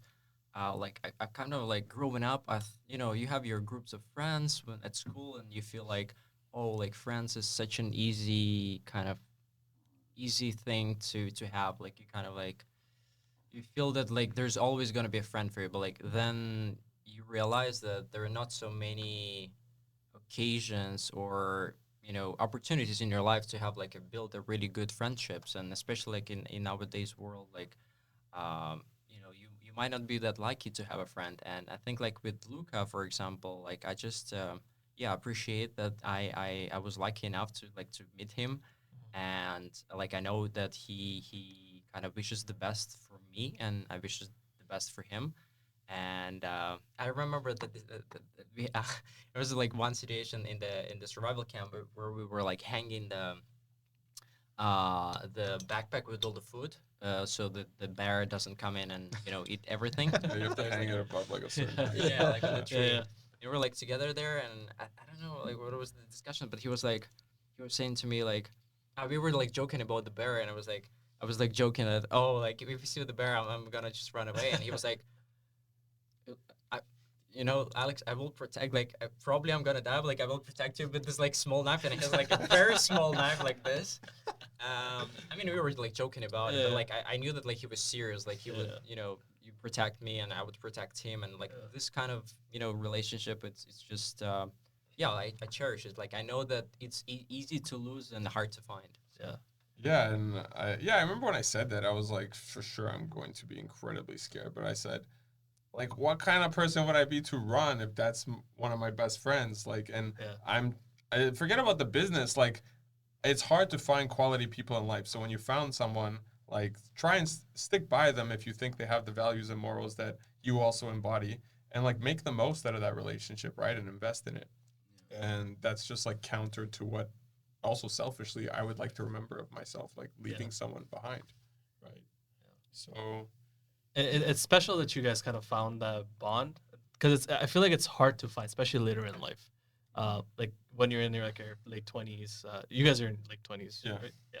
When you're in your late 20s, like, afterwards, I feel like after you're done like high school, college, undergrad, then it becomes harder and harder to find that level of bond. I think honestly, it has nothing to do with this, like, like when you're young, you're like, oh, there's like one person out there that's meant for me, and then like maybe I'll get lucky or unlucky if I don't or do find them.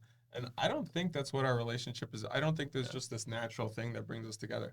I think I do believe that we're just two people and I think this is kind of what relationships were more about in the past. We're just two people that are actually very different. And to be honest, there's probably a lot of reasons as to why we wouldn't be friends in a lot of ways.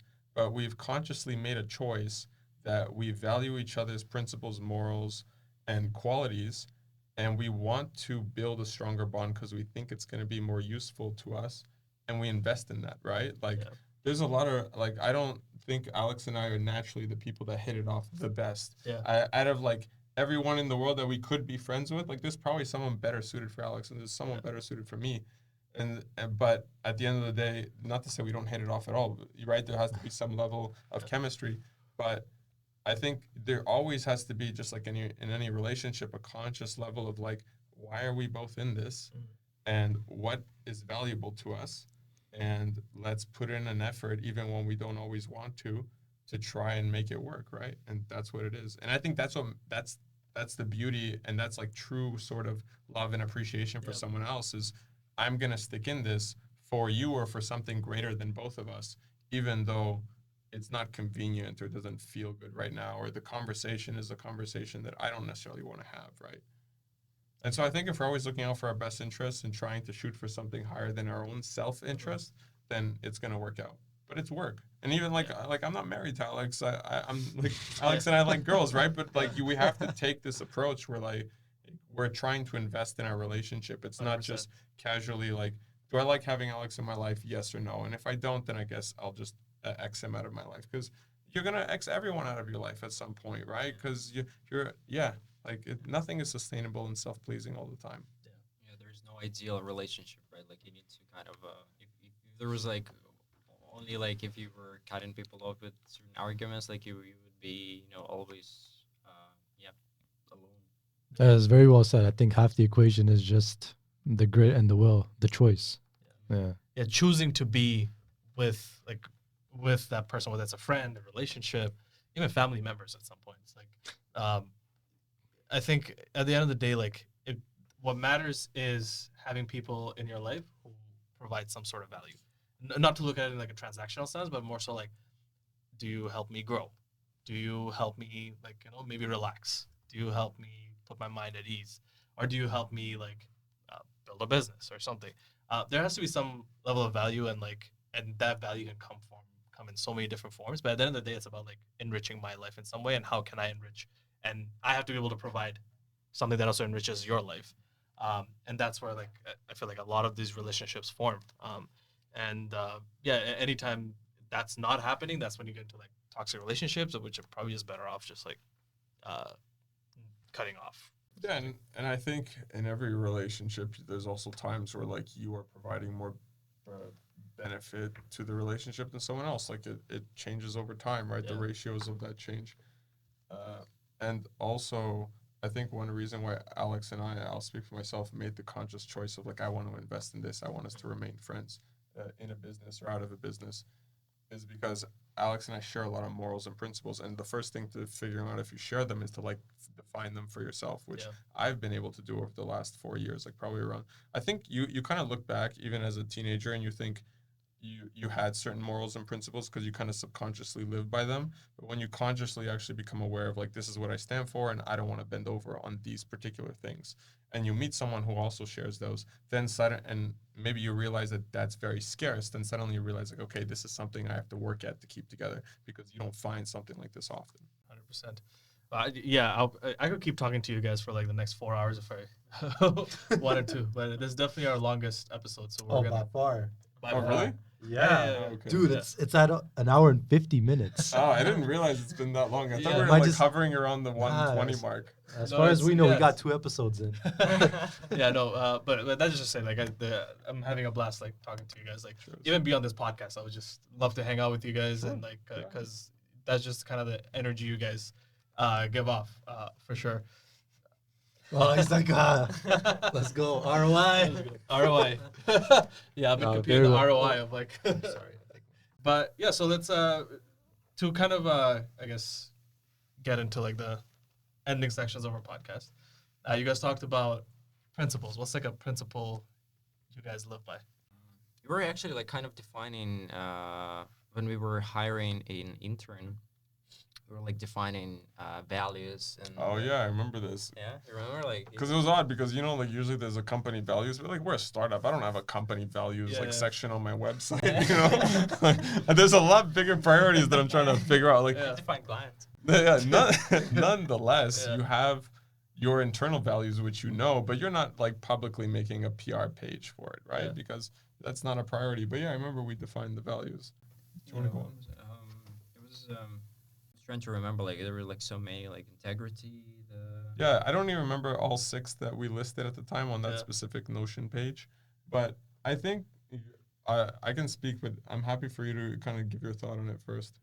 Yeah, I think it was like one of them was honesty. I don't know if we used like word honesty, but like something similar that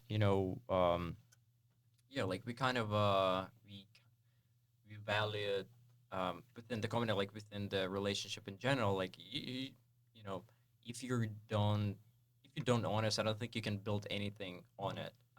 And whether it's a friendship or a relationship with a colleague, like if you're just speak the truth or speak on your mind, like it's all like we can always have a conversation. If something is going wrong, for example, it would like only deteriorate if you don't speak about it, right? So yeah, I think that was the one that I remember for sure. Yeah, I think it was about like that one is about like you said like transparency, right? Like there are times when I feel an insecurity in the way we have the business set up that's going to damage me. And there are times where perhaps he feels that about him.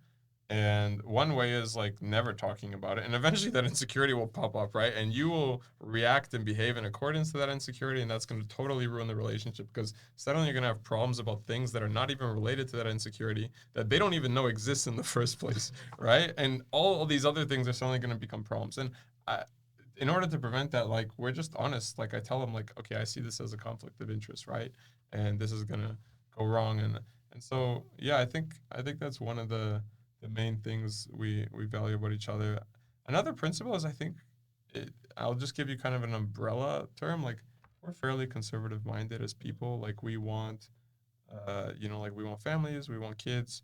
We kind of align with conservative values of what that looks like, and obviously there's many principles that packed into that, but I think that's also one thing that kind of keeps us together. Yeah, for sure. I think it's like many. Like I wouldn't define it as like one thing. Like like conservative is like it means a lot. Yeah, Um, because I think it has an incredibly negative connotation Yeah. to certain people depending on what content you've watched, Yeah. right? Yeah. Like for all I know, I've labeled myself as many terrible things that are like on the UN's page of like like terrible people, right? With just this one word, Yeah. right? Yeah. But it's again, it's about like transparency, honesty, and Yeah. self-awareness, and willingness to take the criticism, and just yeah, they're like it's packed with so many things. Um, Oh, on that list, I don't remember them all. But I think relating to the list, like like when we were hiring, we were basically looking at a fundamental level. Like, is this someone who wants to learn and put in the work and is willing to go beyond the levels of comfort? Are they willing to be autonomous and pretty much own their own work and try and figure out their own problems before bringing them to us? Of course, we're there to help Yeah. and guide, but and then at the same time, like, are they willing to be empathetic also towards like the company's situation? Like every employee, and we're all employees, and we at one point or another in our lives, and we always think about me, right? Like my raise, my paycheck, my Yeah. this, my that. Obviously, when we were at larger, well-capitalized companies, probably we don't have to care as much or be empathetic about their situation because we assume what their accounting books look like. But for a startup, the accounting books look very different. And so also we're looking for someone to kind of understand what the realities of our company are and how we try and align those with what they're looking for. So So yeah, it was a mix of things. yeah, so speaking of that, like what's the future of Accelerate AI? Where are you guys going? Or what's your goal? I think it's changing like every 3 months. Yes. Like we're constantly having those like strategy Yeah. meetings just because the industry itself is changing so fast. Uh, that you have to like you cannot have this like long-term vision. I mean, you probably should have like things that you aim Yeah. for, but like we don't know exactly how it might be in like 1 year. I can say currently what we plan on doing, but I can't guarantee that in 6 months that will change. Will it change drastically? If it changes drastically, it means that we either dissolve the company and started a new company completely. It's probably going to, or it's just going to change within the sphere of what it already is, which is developing voice agents to help companies automate processes around customer and lead engagement, right? Whether Yeah. it's like follow-up qualification, data gathering, etc. So yeah, that's pretty much where we see it for the next year. But there's so many externalities that can happen that will either create a much lower viability in terms of making it a sustainable business. Like there's a lot of CRMs, Mhm. enterprise CRMs that are incorporating this Yeah. technology now. How we differentiate ourselves is currently the technology that's off the shelf doesn't allow you to be as customized and tailored to someone's specific processes. Yeah. And you need someone who's technical to build in those custom actions, etc. So that's where we come in as independent agencies. Will the technology ever become so customizable off the shelf? I don't know. I think that it still has a lot of limits, but in case it does go that way, then suddenly our business, our market becomes much smaller Yeah. and smaller, right? So We're an it's also OpenAI update away from. Yeah, exactly. So many startups have faced that. one OpenAI update and then startups are gone. Yeah, I think there's always going to be a degree of customization that's not offered off the shelf. The question is just, how big is that market and what are the use cases that require that customization? Yeah. All right. The best time to take advantage is right now. Can't really think about too much of what's going to happen in the future. Just take advantage of what's available right now and make the best of it, and then pivot if you have to in the future. Absolutely. It's always interesting to just see some startups, like, not to name any of them, but there are some startups that are in their third or fourth year, right? They hit their Series B by now. Yeah. Or I know one who's like in year 8 of, and it's actually a platform that we were looking into use them to build agents. But they've been around for 7 years, and I said, how could they be around for 7 years with this platform? Like this technology wasn't even a thing, right? Yeah. And I realized like their Series A idea was nothing to do with what they do, and that's not every company, but like the iterations are so massive and the pivots are so massive that it's just normal. Like it's part of figuring out how you fit within the reality of what's wanted. Yeah. Have you guys tried to raise any funding, or do you want to? And our business model doesn't really make an attractive statement for someone to fund it, because at the end of the day, we grow by project. Yeah. We're not hyper scalable. It's not to say like service-based consultancy or DevOps businesses can't grow through scale, but it's not a download click away. Yeah. I don't know, because actually very recently, I saw a tweet by one of the Y Combinator guys, where he was basically talking about like the agency model is something that they're maybe considering funding going forward, because of how fast AI is changing, and because of how like there are a lot of these enterprise companies that are not able to take advantage of it, and don't have the processes in place to implement AI into their solutions. So that's where a lot of these agencies come in to do that.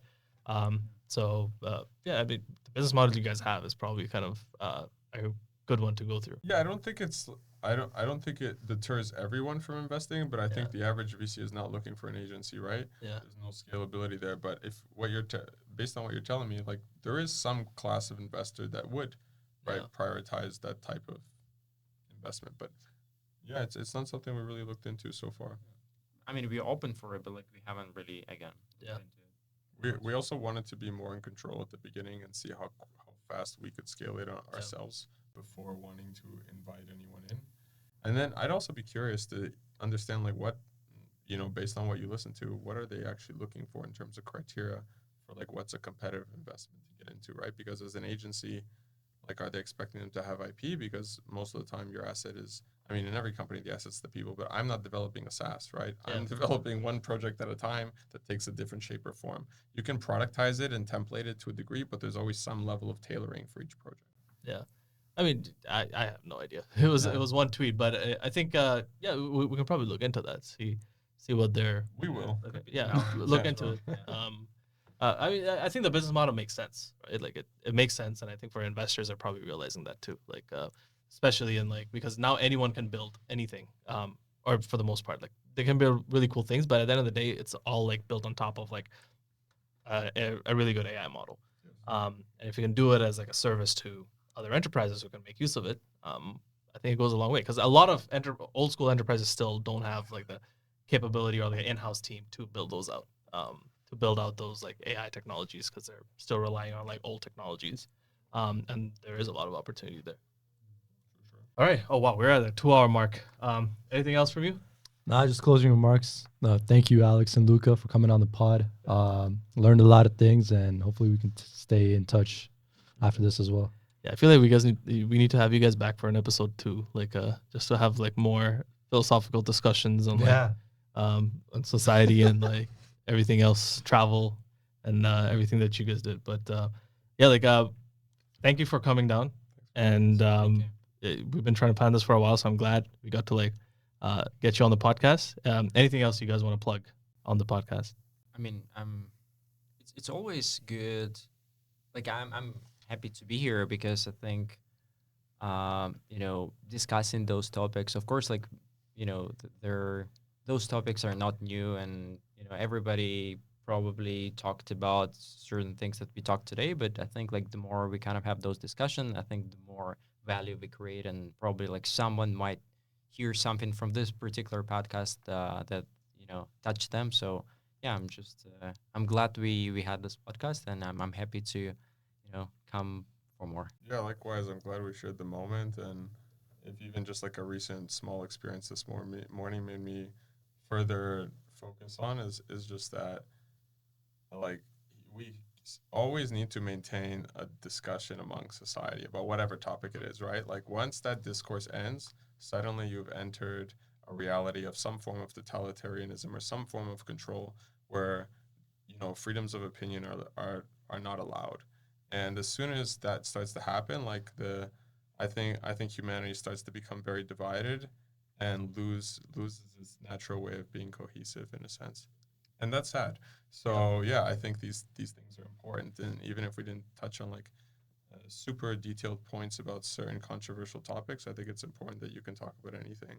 Yeah. Have a discourse with anyone who disagrees at the end of the day, because that's what drives us forward and keeps us together. I mean, absolutely. Yeah, I feel like as a society, we've reached a point where we try to censor too many things without ever having an open discussion about it. And so we are missing out on so much value you can gain from having those open discussions and not just shutting people up just because they think differently than someone else does. And that is actually one of the reasons we also wanted to start this podcast, to like meet different people, different kinds of schools of thought, different opinion, and learn from everyone, whether it's similar to how we think, how we feel, how we grew up. We want to meet people from all walks of life, people who think similarly, think differently, and learn from each of them. And I mean, thank you. And you guys taught us a lot today, and we'll keep the conversation going. But for today, on 3, we out.